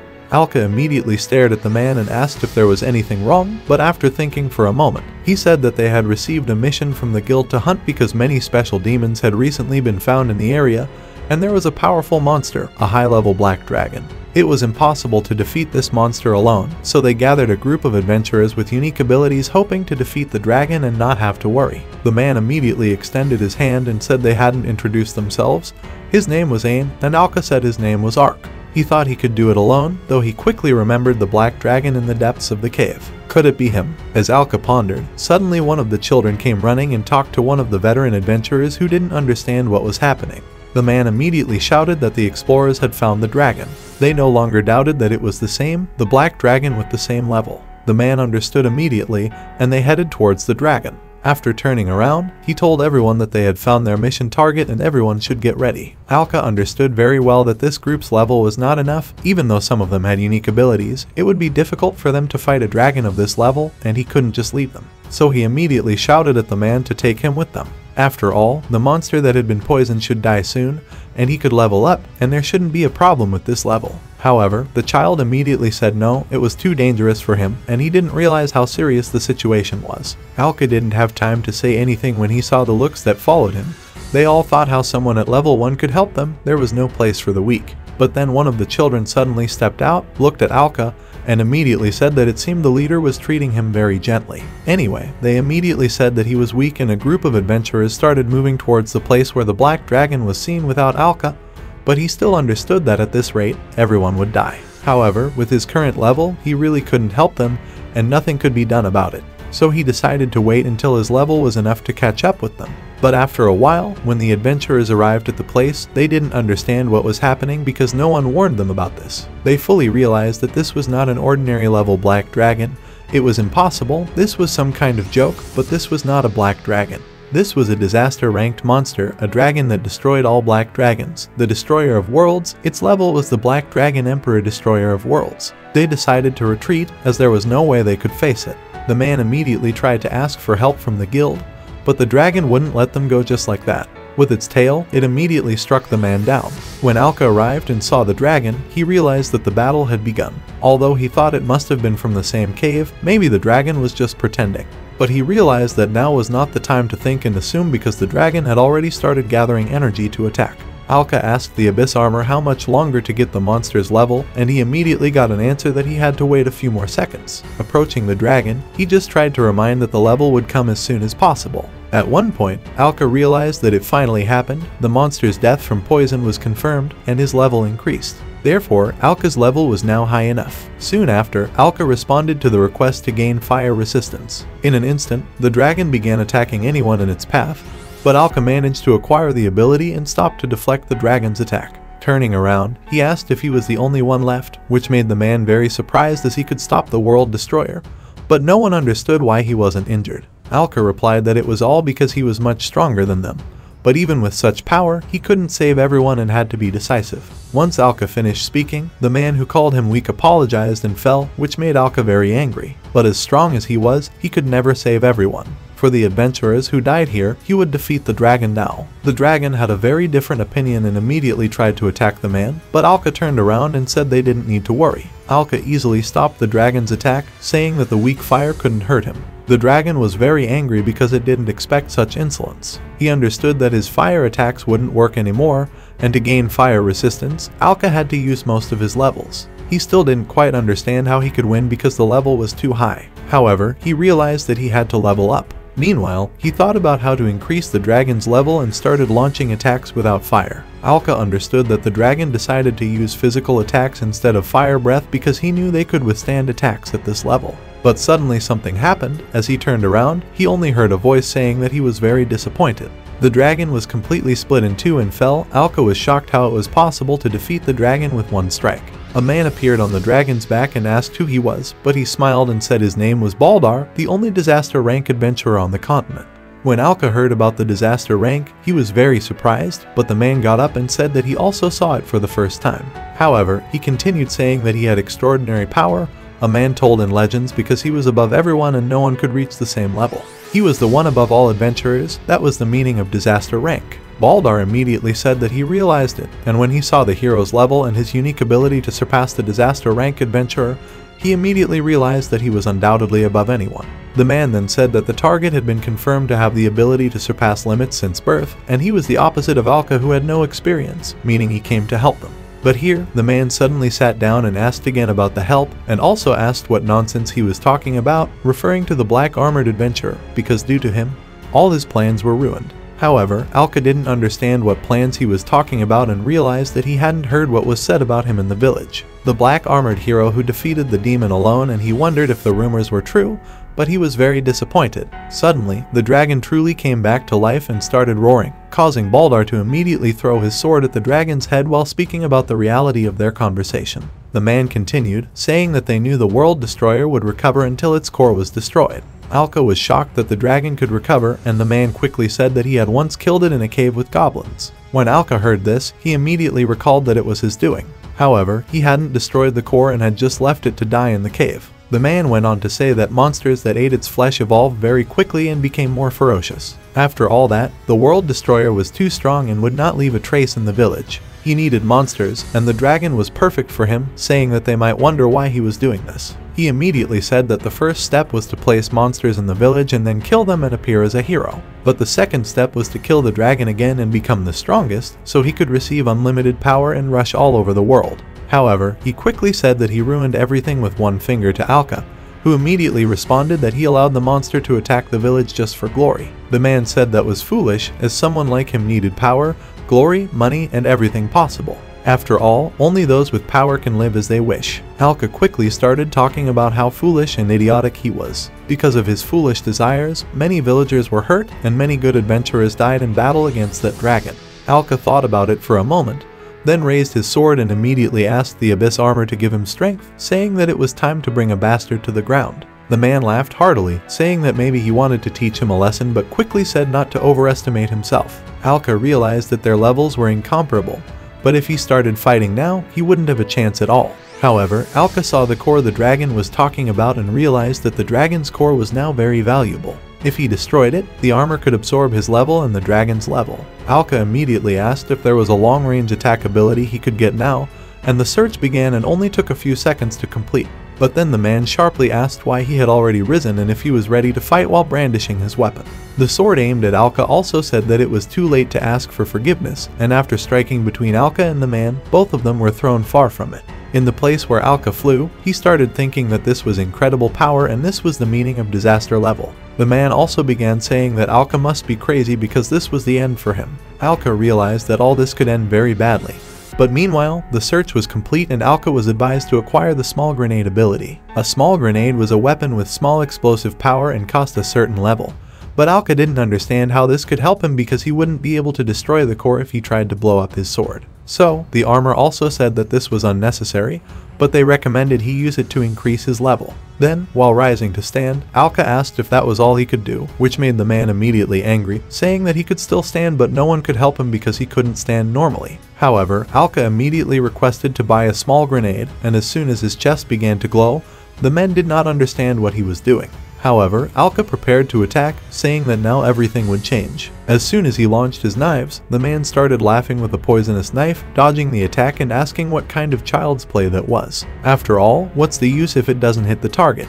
Alka replied that it might not hurt him, but he wasn't aiming at him, but at something else. The man turned and saw that one of the knives hit the core directly, and Alka immediately shouted for them to explode. Immediately, there was an incredible light and an explosion in the core's center, and Alka realized that with these destroyers, the world had finally reached its end. However, what happened next shocked the man because he didn't understand what kind of holy power was happening. Meanwhile, Alka's absorption and possession levels were higher and he was already back to attacking after clashing swords at a fairly high level. However, the man still did not understand what was happening. After all that happened, the man said that everything was still at his level, but Alka replied that now everything was a little different because now he was on a different level. The man started to understand and wondered how he could defeat the monster, and began to realize that all this was due to that damn ability. However, he immediately fought back against Alka, pushing him as far as possible, saying that he shouldn't mess with him because he was a level above. A disaster level adventurer with extensive combat experience immediately said that he didn't believe him and tried to concentrate attacks on Alka, but Alka could still dodge the attack. The man was shocked because he didn't understand how he could avoid it, but Alka not only dodged but also aimed to counterattack, which he quickly did. Although the man did not defend, it was not enough, and Alka began to say during the attack that no experience could help someone so greedy and careless because he had never lost to anyone. During a pause between attacks, the man realized that he had good armor but was talking nonsense. The only advice he could give was to immediately shut up and immediately activate the unique ability manifestation of the Blood God. His energy and power immediately changed and became stronger than a few minutes ago. He immediately began to attack Alka, saying that this was his power, and Alka was shocked because he didn't think it was possible. The man also said that now Alka would never be able to run from him again anywhere. Alka realized that if he didn't dodge, he would be finished. Alka remembered this was the same blood god he saw at the beginning of the unique abilities list that could only be used once and cost the first level. Therefore, he immediately decided that he should be forbidden from buying that ability, but the man said that nothing could help him because this was the end for him. However, somehow, instead of attacking Alka, the man attacked the man next to Alka, who immediately flew far away, but the man did not die. When rising, the man turned to Alka and said that if he immediately took care of the destroyer, his friends would not die. He also shouted for revenge for his friends, and Alka, of course, said that he would do it.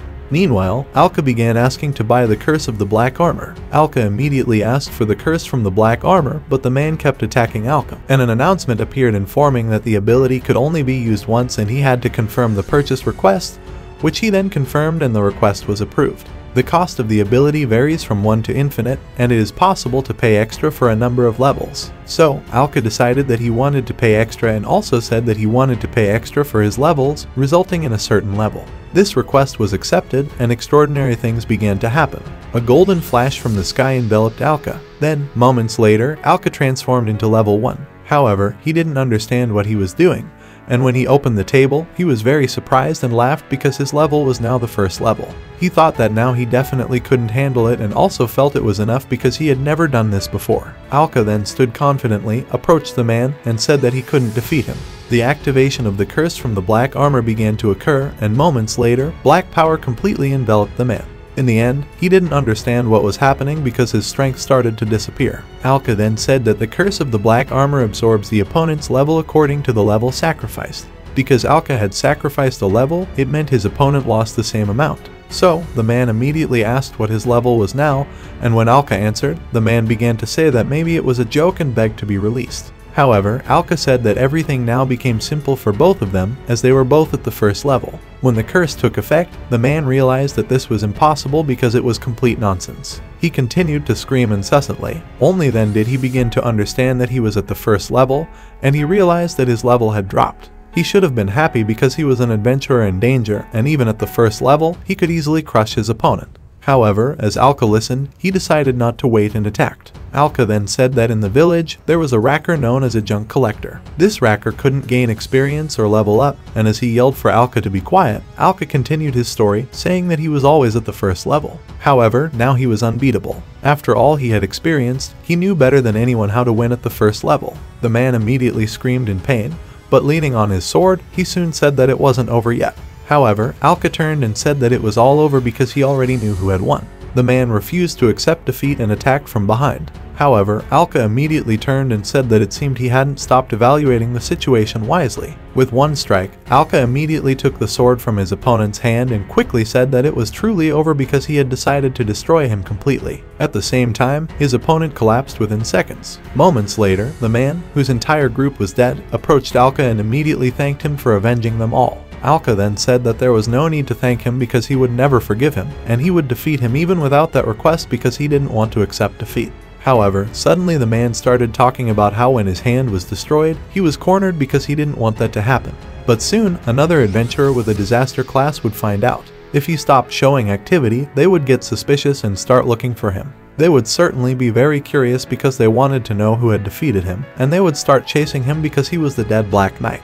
Then, Alka said that if anyone else challenged him, he would definitely fight them, no matter who they were. However, the man said that Alka shouldn't waste all his strength in vain, and he also realized that he had lost a lot of blood and needed to leave immediately. Then, the man said, "Goodbye, Black Knight," but Alka understood that the man was teleporting away. At this point, he will run away, and we must stop him. Alka immediately starts chasing him but remembers that he will regret not finishing him off immediately. As soon as he says this, he starts teleporting and suddenly disappears. However, in response to the words about not finishing him off, Alka just thinks that he will destroy him next time. Approaching the man, he says that he can still escape but doesn't know what to do next. Anyway, he will return with reinforcements, and Alka says that everything will be fine because it is time for him to leave here. If he comes back in his way, he will defeat him. The man says that he believes him. Alka says that they have lost a lot in this battle, so the man understands that they must report to the affected guild. Suddenly, Alka calls the man and says that he has a big request for him and asks if he can listen. After a moment, the man asks Alka if he is sure, and he replies that he has already decided everything. Now that they have returned to Alka's home village, the man immediately says that when he asked for the service of an adventurer as strong as him, he expected an extraordinary request, but he only asked to be taken to another town. Alka says that he actually wants to continue helping the villagers and being their protector, but he knows that the attention of disaster-class adventurers will come sooner or later. If he stays here, people like Baldar will find him, and he wants to avoid them. The man says that he understands everything, so he decides to listen to the request to the end, saying that they have faced world destroyers and have already reported the losses to the guild. He brings a magical communication tool and, since he will be leaving the village, asks some adventurers to protect the village, and it will be safe here for a while. Alka thanks the man for his actions, but upon approaching the shop, Alka is surprised to see that it is closed. He thinks maybe today is a holiday and the man asks if he really wants to talk to him. They can talk and exchange money from the trip. Alka says that they can go because if they are seen, it will be painful. He doesn't want to say goodbye to Mill and Leroy because they will be hurt just by associating with someone like him. After a while, Alka and the man arrive at the village exit, and the man immediately says that if he leaves now, he won't be able to return in the near future and asks if he will regret it. Alka says that he will not regret it. Before leaving, he hears a voice behind him. Turning around, he sees an old man who asks why he has a sad expression on his face. Is he really going to leave? He heard that he was leaving and made bread for the journey, giving him a package of bread. Alka apologizes for deciding to leave the village, but the old man says that he should smile if he decides to go. As an adventurer, he must have a good reason for his actions. The old man has been watching him since the beginning of the journey and asks him to leave with a smile. Alka smiles and says that he will go. The man realizes that the old man is a very kind person. After walking a few meters, the man eats the bread and asks how it tastes. Alka says that it tastes amazing and delicious. The man suggests continuing the journey because they need to find the town where the guild works at the southern headquarters of the Durham Adventurer Guild. Reminiscing about the girls, Alka realizes that he is leaving his village. One of the girls seems to see Alka leaving and immediately informs Layla. On the way, they see one of the carts being attacked by level 1 goblins, with the leader being a level 5 goblin. They realize that the traveling merchant caravan has been attacked and must do something. Alka says that maybe the man can store his belongings for a while, and the man agrees because he wants to level up before arriving in the town. Destroying the goblins, he absorbs their levels and becomes stronger. The man sees Alka and can't wait to see his true power. The goblins are quickly dealt with, and leveling up, Alka realizes that this is amazing, and the next destination is the southern town of Durham. After a while, Alka and his companion are already at the entrance of the town they are heading to. Alka just sees this crowd. Oh, I will be very surprised because this is the southern part of Durham City. This southern town is located northeast of Alka's village and is a large city in the southern part of the continent. While passing through, Alka just says that there are many people and the atmosphere of this city is very different from the village. This is not surprising because Durham is one of the largest cities on the continent, and the headquarters of the southern branch of the Central Light Adventurer Guild is in the center of the city. Its full name is the Southern Branch of the Central Light Adventurer Guild.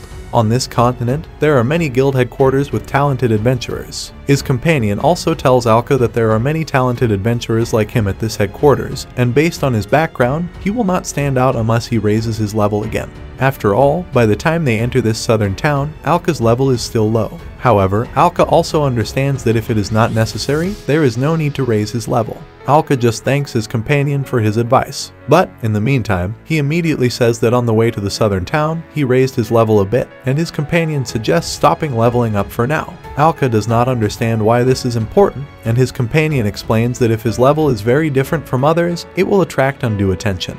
After all, it can be imagined the situation if he roams around with a high level, people will say that he is a new adventurer with a disaster ranking or something. Alka understands that if so, he will indeed attract the attention of disaster class adventurers. However, his companion continues talking because there is one more fact that if everyone finds out that he is the adventurer who defeated Baldar, many will want to make peace with him, and this will cause greater destruction. His companion has heard that among the disaster-ranked adventurers, there are many strange people. Therefore, it is better not to attract the attention of strange individuals, and an adventurer must stick together, measuring their strength. Since they are adventurers, they are obliged to protect and maintain the peace and tranquility of the citizens. Alka listens carefully and smiles. I understand. Ein is a talented and kind adventurer because he not only helps but also explains many things. Many adventurers only care about money and glory, like Baldar, but he still wants to be a good and fair adventurer like Ein. The fact that he has a high level means nothing because he needs to balance this power and use it wisely. Therefore, Alka immediately asks his companion where they are going now. Then he simply apologizes for their worry and not telling them earlier because they need to report about the world destroyers. So, first, they will go to the guild headquarters. Shortly after, they approach the central council of the Adventurers Guild in the reception area, where a girl welcomes them and asks about the mission they want to report.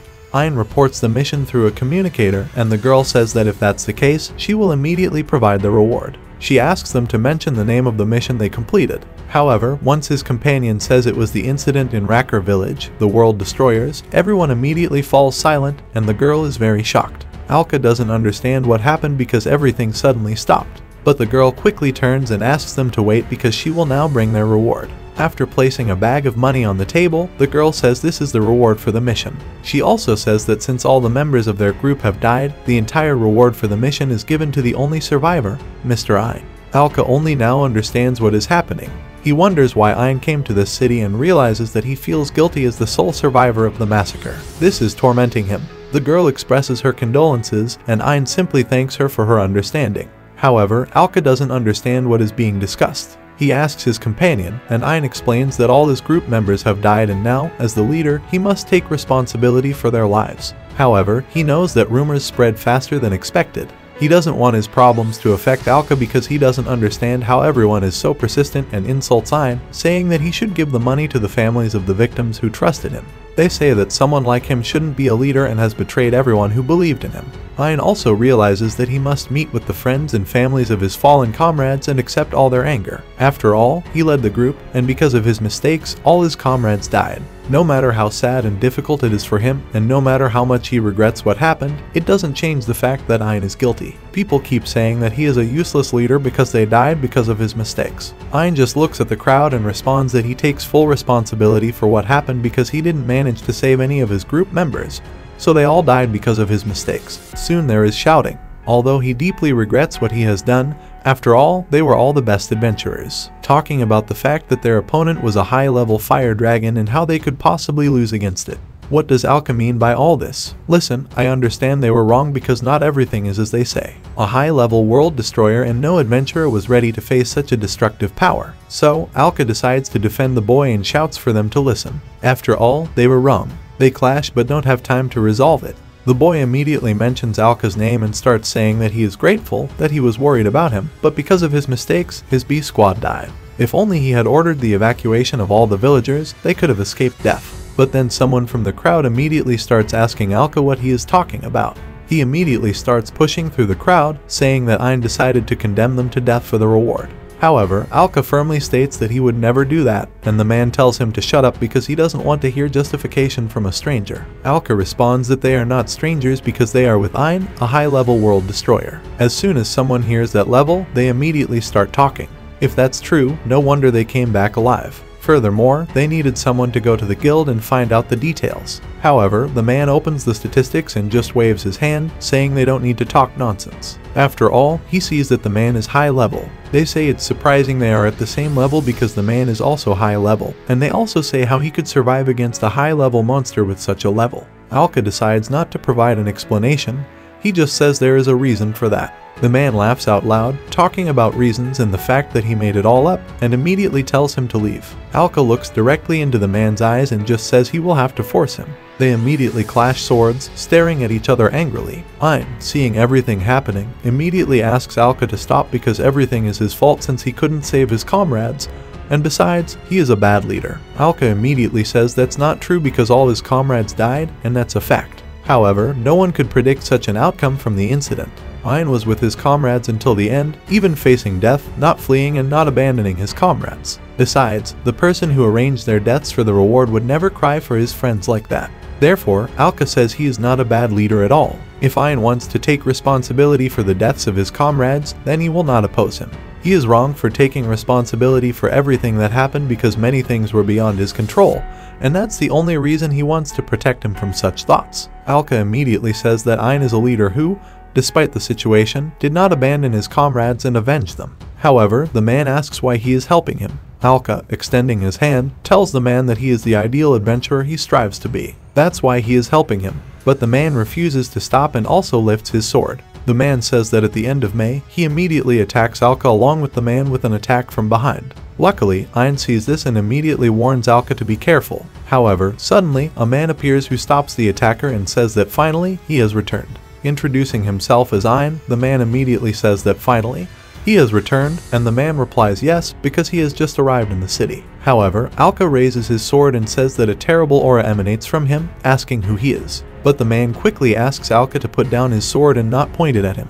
This is his comrade, the main adventurer of the Sword Rescue Guild, Master Jilly, the main adventurer of the Sword Rescue Guild, a level A hero. Hearing this, Alka looked at the man and said that he now understood that he was Ein's companion. Alka then responded that he had saved Ein in the battle against the World Destroyer, not only saving him but also defeating it together. When the others heard this, they were immediately shocked, as they couldn't believe they had managed to defeat the World Destroyer. Additionally, they knew the fool Baldar, and Alka was surprised that he knew him because he needed to tell everything that had happened in the village. The man said yes, he had reported to the central administration and the guild leader about Baldar because he did not destroy the World Destroyer in time. Thanks to Alka, they were able to destroy it, and all this would not have happened if Baldar had destroyed its core since he knew it well. Therefore, a reward was also given for his capture. Anyway, they had just arrived in the city.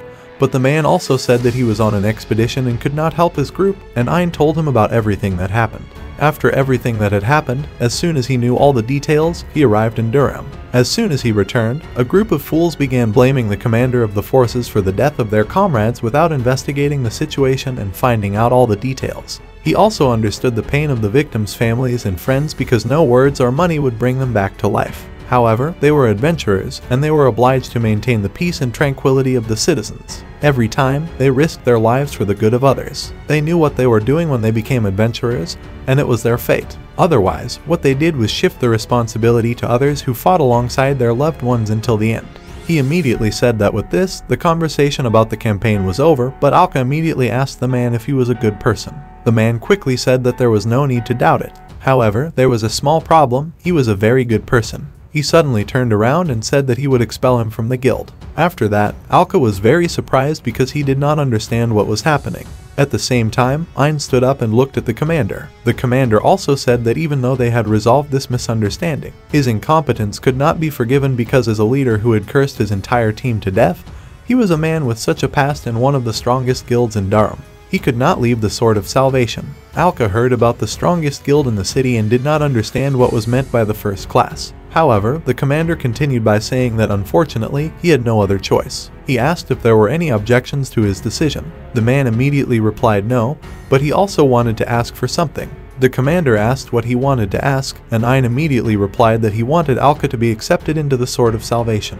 If he could find allies in the guild, he would be able to achieve many things in the future that would benefit the city. Alka thought that although they didn't know him more than Alka, everyone was a candidate to become a first-class adventurer. The commander immediately thought about it and said that he understood, but suddenly Alka said that they would be expelled from the guild. However, he said that he would never join a guild that abandoned its comrades. Ein immediately asked Alka to calm down because if he joined the guild, he would get support from various people. Besides, he himself wanted to help others and join the guild. Alka thought sharply about what was said and decided that he would form his own guild with his own hands without help.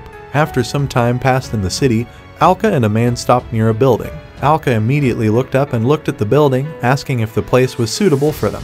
The man smiled and said that it was because this was where their guild story would begin. The man also thanked him for inviting him to their guild. Alka just looked at the man and smiled, happy to enjoy the little things here. Alka announced the formation of his own guild, and immediately after Ein was expelled, he became the first member of the new guild. The man looked at him with great attention, although there was still much to learn to become a great adventurer like him, and he would be happy to receive advice. At least now they had their own headquarters, but they realized that they had to build it from scratch because the building was damaged. The man immediately replied that they were not officially a guild yet and did not have much money because most of the money had to be used to buy this building, so they only had a little money left as a reward for destroying the world. Most of it was given to the families and people who died in the same expedition. Alka thought that his money and Ein's money were enough for everything, but he was slightly wrong.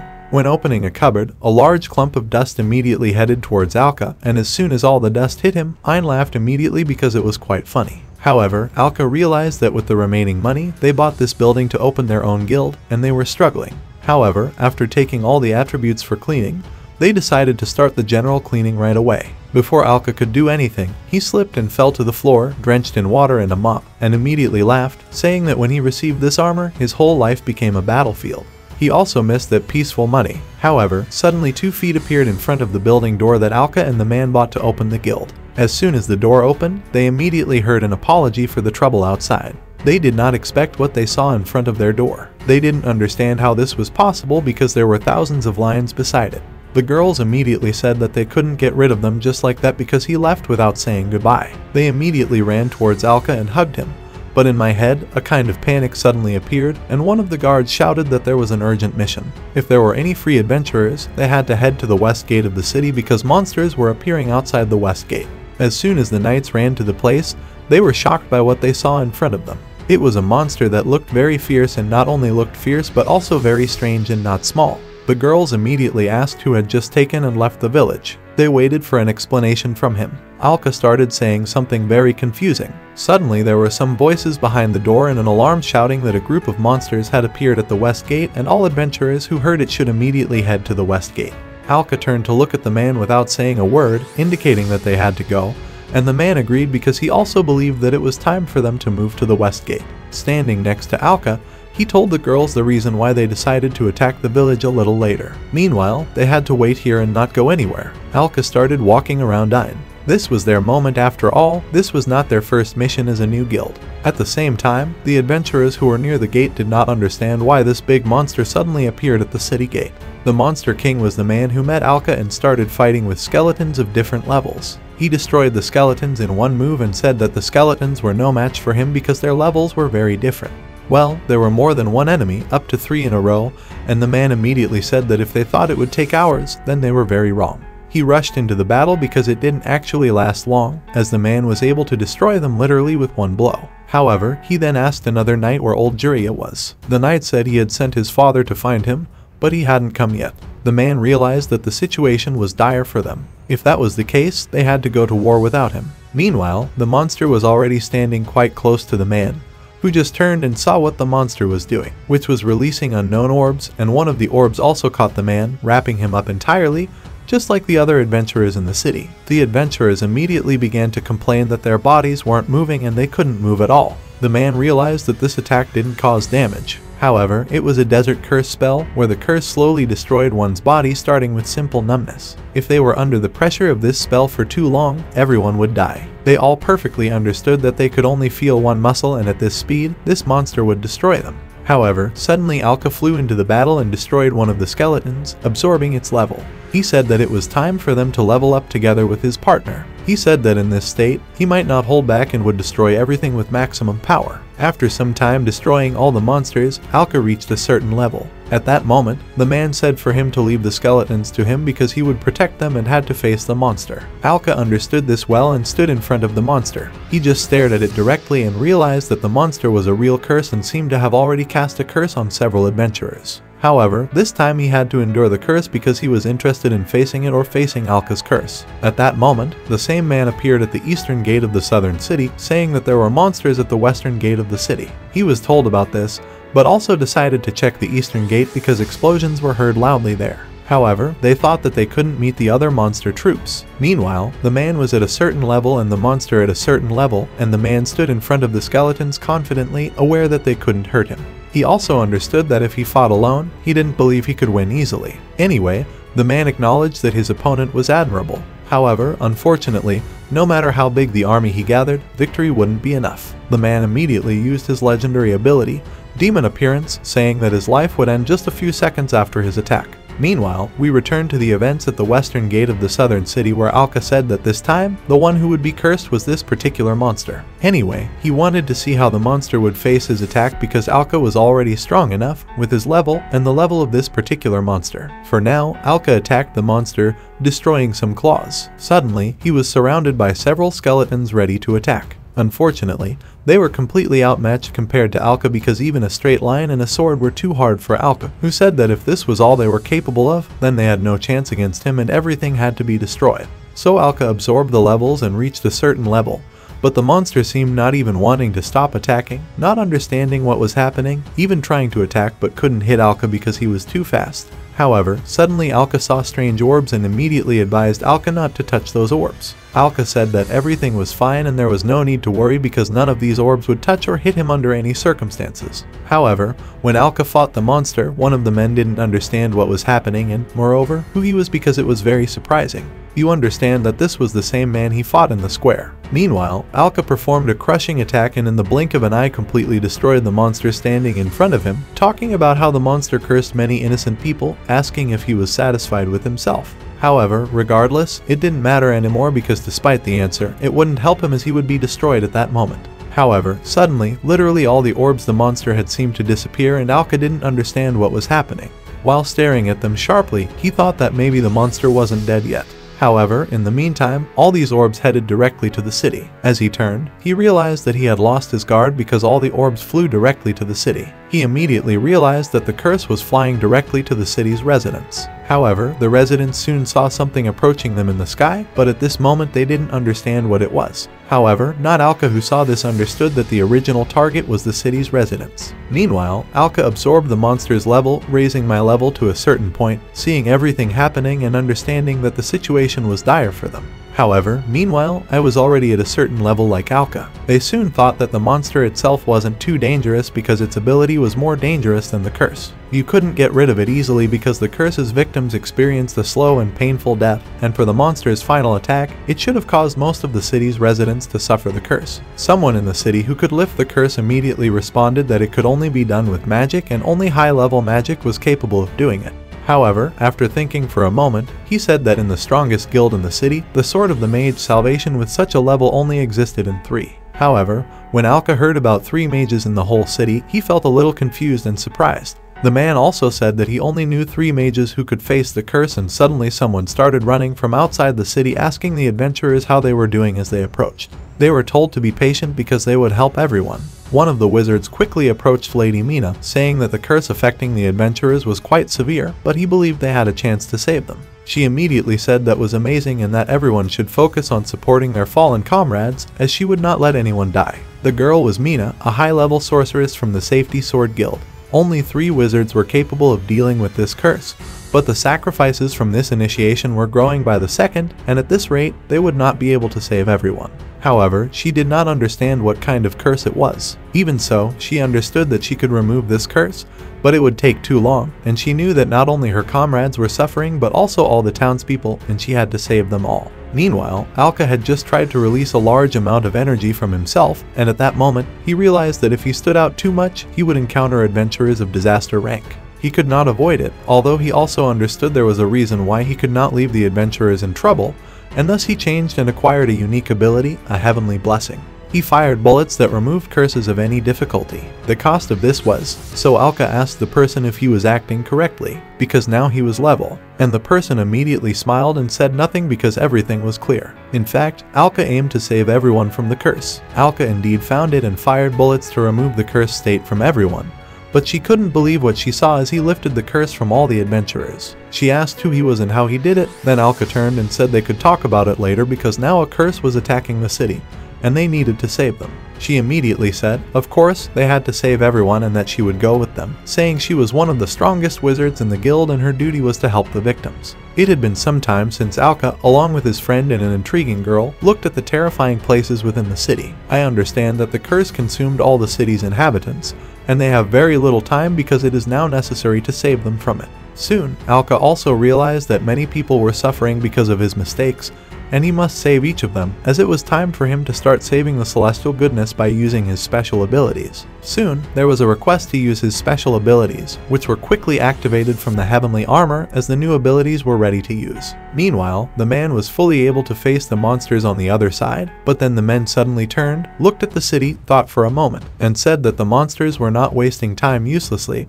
and Alka was already running through all the streets using my abilities to heal the curse from everyone he met.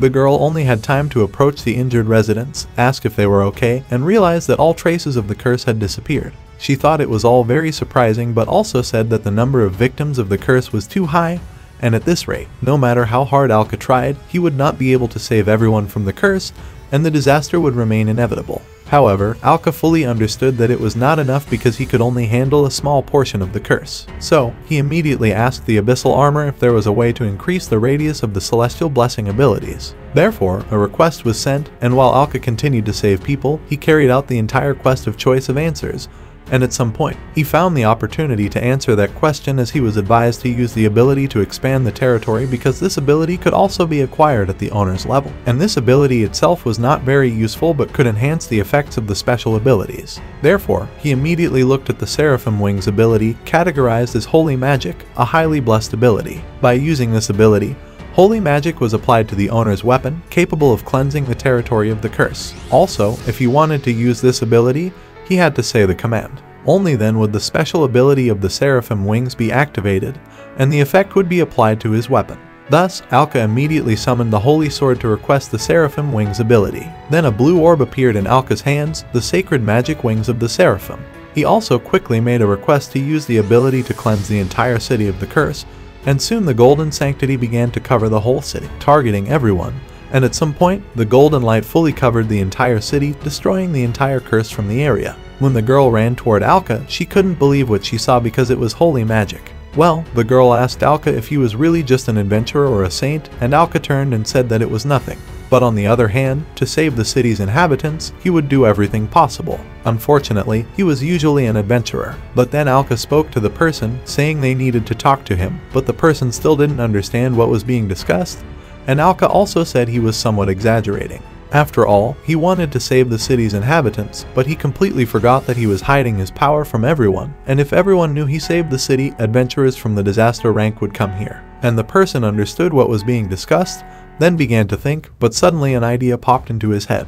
The girls asked the young men if they needed anything, and the person suggested blaming all of Alka's heroic actions on this girl. Everyone in the city stood up and rejoiced because everything ended well. But as soon as the door opened, a girl started to enter, and everyone who saw the scene was very surprised, also starting to say that the lady saved the city from a terrible curse, she was their divine heroine, and all the residents owed her their lives. After some time, at the Adventurers Guild headquarters, the girl rose from the table and approached Alka. The hero, Mina, recounted everything about the incident, because she spoke from the perspective that she was protecting the city from monsters, and he was saving the residents from the curse with the help of his magic. Alka immediately thanked the girl, thinking that in the end, he did not become the sole hero who saved the city's inhabitants from the bed curse. Instead, Ayn gave him a very good idea to attribute all the day's achievements to the girl because she was one of the strongest wizards and it wouldn't seem too suspicious. Alright, the girl also said that the only thing left was to write a detailed report about the incident and she would help him with that. So, he didn't need to worry about it. Alka apologized for burdening her with all of this, but the girl said there was no need to thank her because he had saved them all from that horror and she believed that this was a way to repay his service for saving the residents, because from now on, he could rely on her help at any time. Ayn also didn't miss these words about the fact that the girl said any help because he thought it was amazing. Speaking of that, it seemed there were more people in the guild because of the story about the heroine who saved the city, but the girl quickly got angry and told him to stop calling her that. However, the young man said that all this was natural because she was one of the best mages in the rescue guild. So, the title Divine Heroine who saved the city from the desert curse suited her very well. The most important thing was not to reveal it and trust this lie because the Divine Heroine gave the citizens the confidence that whatever attacked in the future, they would always be under the protection of someone like her since Alka was not suitable for this role at all. Therefore, she must play such a responsible role. However, Alka asked the young man if he was sure it would work, but he immediately replied that of course, because he believed in what he said. Nevertheless, thanks to Alka's incredible abilities, they were able to make the girl a living legend of the city. So, the young man eagerly pulled the girl along and began to guide her. Alka followed him because the young man wanted Alka to transfer his sacred power, but the girl didn't understand why. Alka explained that if they wanted to maintain the status of a divine heroine, they needed to transfer their divinity. However, the girl quickly became worried, wondering how she would transfer the power to become a saint. Alka simply apologized but said it had to be done, assuring her that it wouldn't harm her body, so everything would be fine. However, if the girl didn't want to, he would understand her choice and wouldn't do anything further. Yet, the girl also said she agreed because she had already said they could rely on her. Since the young man had saved her people before her eyes, she now fully trusted his decision. Alka just approached her and asked if she was sure, then thanked her for allowing him to do this. But since she agreed, Alka decided not to stop and immediately began using his Seraphim Wings ability on the girl. She soon appeared before the public, and everyone began calling her a divine heroine. I said they felt how she illuminated them with heat and light, consciously as a true deity. The young man asked Alka not to spin her in the air, and Alka replied that it was too difficult to control and that he hadn't learned to use it yet, and besides, just learned it, seemed to enjoy the whole absurd situation. That would be true, where the young man simply replied that no one knew. However, while looking at the girl, he continued to think that today she stood out too much and needed to be more careful next time. While Alka was pondering this, suddenly a man appeared and asked if he was bothering them. He also looked at Alka and asked him to step aside for a moment because he needed to discuss something, to which Alka asked what they needed to discuss. The man said not to consider him a fool because he knew everything. He knew who the real hero was who saved the city. Alka immediately realized that he truly knew the situation, and the man meanwhile just looked at the picture through the window, feeling happy for the girl. But the man also said they would condemn their methods because he understood that the role of the hero still required someone familiar to most of the city's inhabitants. The man said that one of them was seen by another adventurer fighting with them at the West Gate, as it was not only adventurers participating in this battle due to their guild. I now understood what made him so worried. They couldn't believe that Mr. Jiri wanted to speak with them personally about such a trivial matter. But the man turned around and said that wasn't what he wanted to discuss with them, that he didn't care how many adventurers saw him because he wouldn't reprimand them for the action. The young man also asked what the man wanted to talk about, and the man asked them during the monster attack at the West Gate if they knew what happened at the East Gate. They didn't understand which East Gate he was talking about. However, the man wasn't too surprised that they didn't know what happened at the East Gate, as the incident at the East Gate was quickly kept secret because only adventurers from the Rescue Sword Guild were there. Ayn immediately asked what happened there, but the man also said that hordes of monsters gathered at the West Gate, but the same forces also awaited at the East Gate because this attack was carefully planned. Alka immediately worried about the question, asking if the man was injured or at the East Gate, but the man replied no and not to worry because he was there and destroyed all the monsters in time, so no one had time to hurt them. Alka understood how it was expected of the Supreme Adventurer or one of the most famous guilds on the continent. While everyone climbed the West Gate, He didn't waste time and decided to check another way out of the city because without his help they wouldn't be able to face such forces and the monsters would be able to enter the city through the east gate. After all, they could face all those monsters alone. However, then the man suddenly said that they had a much bigger and more serious problem because the attack was organized from two sides at once. Although at the same time, the monsters couldn't think enough to attack in an organized manner, and there was a good chance that this attack had been organized by someone. Ein immediately thought about it and realized that perhaps it was true because much in this attack didn't agree with the obvious facts, as he had lived in the city for a long time but had never encountered such monsters. He asked other adventurers if they had ever seen similar monsters before. However, they themselves didn't remember ever fighting against such monsters. Alka asked what was unusual about this, to which the young man replied that at least such monsters didn't live in their area. It was hard for him to face such a big monster given its aggressive abilities, and it was also strange that such a monster suddenly appeared near their city. Then, the man added that, in other words, it could be called summoning monsters, because if someone had special abilities or magic, he could have summoned such a monster army. Alka thought that perhaps there was indeed someone who truly wanted to destroy the city, and if someone planned this, they should strengthen their city's defenses. Alka didn't want to discuss it with them the way he wanted, so he formed his guild as quickly as possible and fought alongside the safety sword. Ein also noted that for now they couldn't officially register the guild because they still had to fill out many documents and undergo a lot of bureaucratic work that couldn't be accelerated in any way.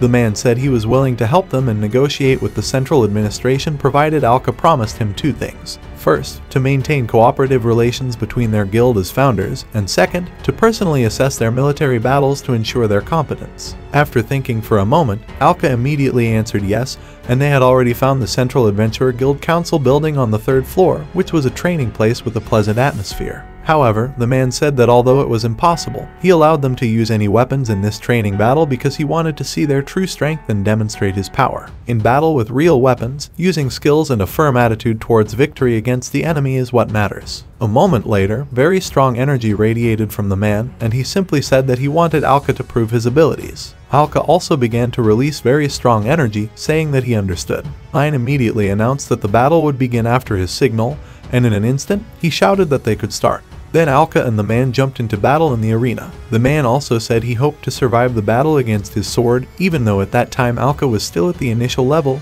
while the man was at a higher level. Alka understood well that winning this fight would be very difficult because of the significant level difference. Jirai himself was also very aware of this, so his task in this battle was not to defeat the enemy but to show all his abilities, because if the man wanted to see his true abilities, then Alka would definitely show them.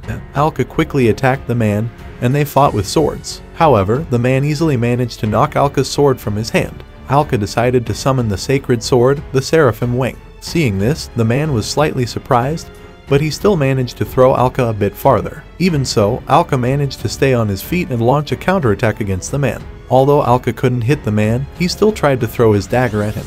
However, the man easily deflected the dagger attack. While the man was focused on defending against the dagger, he suddenly lost sight of Alka because Alka had disappeared. It turned out that Alka was already above him. The man said that despite the significant level difference, he hoped to enjoy this fight. However, suddenly, Alka launched an attack that caused a strong explosion. The man was surprised. Despite the clear level difference, Alka's combat skills as an adventurer had improved. That was the limit of Alka's abilities at that time. He wondered what the man thought about this duel. Suddenly, the man appeared, laughing loudly, and said that if there hadn't been such a significant level difference, he would have been killed by such a direct attack. He acknowledged Alka's combat skills. The man wanted to proceed to the next part of the battle, which was how Alka would defend against the man's direct attack. Alka didn't immediately understand the meaning of the murderous atmosphere, although the man wanted to use it against Alka. It was a legendary ability called Devil's Arrival, where the man said it was a fight to the death. If Alka didn't stop him, his life would end in seconds. Alka realized that the man decided to use that legendary ability. Ein immediately shouted at Alka to be careful because Devil's Arrival was an ability that doubled its user's level in seconds. When Alka heard this, he was very shocked because it meant Lord Grey's level and strength would double. The man himself confirmed that his blood was boiling because it had been a long time since he had fought an adventurer on par with him. This fight was intended to test Alka's abilities, and the man thoroughly enjoyed it. He acknowledged that Alka met all his expectations and even more. After a long time, the demon inside him finally awakened, seeking a worthy opponent, and now nothing could stop him. The man continued to attack Alka with powerful and devastating blows. In one moment, one of the attacks even threw Alka out of the arena. A girl looked up at the sky with the other residents, confused about what was happening inside. The man said that only a few seconds remained and whether Alka could withstand all the demonic attacks within him. As Alka was thrown, he began to feel his consciousness fading, thinking he had truly lost. The girls also stood in the street, only looking toward Alka and feeling very worried. Meanwhile, Alka had been walking for a few seconds and immediately remembered the guild. He remembered meeting Sir Jurai and the girl, thinking he had already said goodbye. He also remembered that to protect this city and others, he decided to establish his own guild. When he opened his eyes, only a few seconds remained, but the man was already very close. The man realized that his demon rejoiced at fighting a strong opponent. However, all of this would soon end. The man decided to use the demonic black flash attack aimed at Alka. If it hit, it would undoubtedly be fatal. Alka realized and acknowledged that he was still far from reaching his potential because, in this battle, he lost, but he would do everything to survive the explosion. He used his sacred sword because it could explode, and the remaining holy power would protect him from the opponent's attack.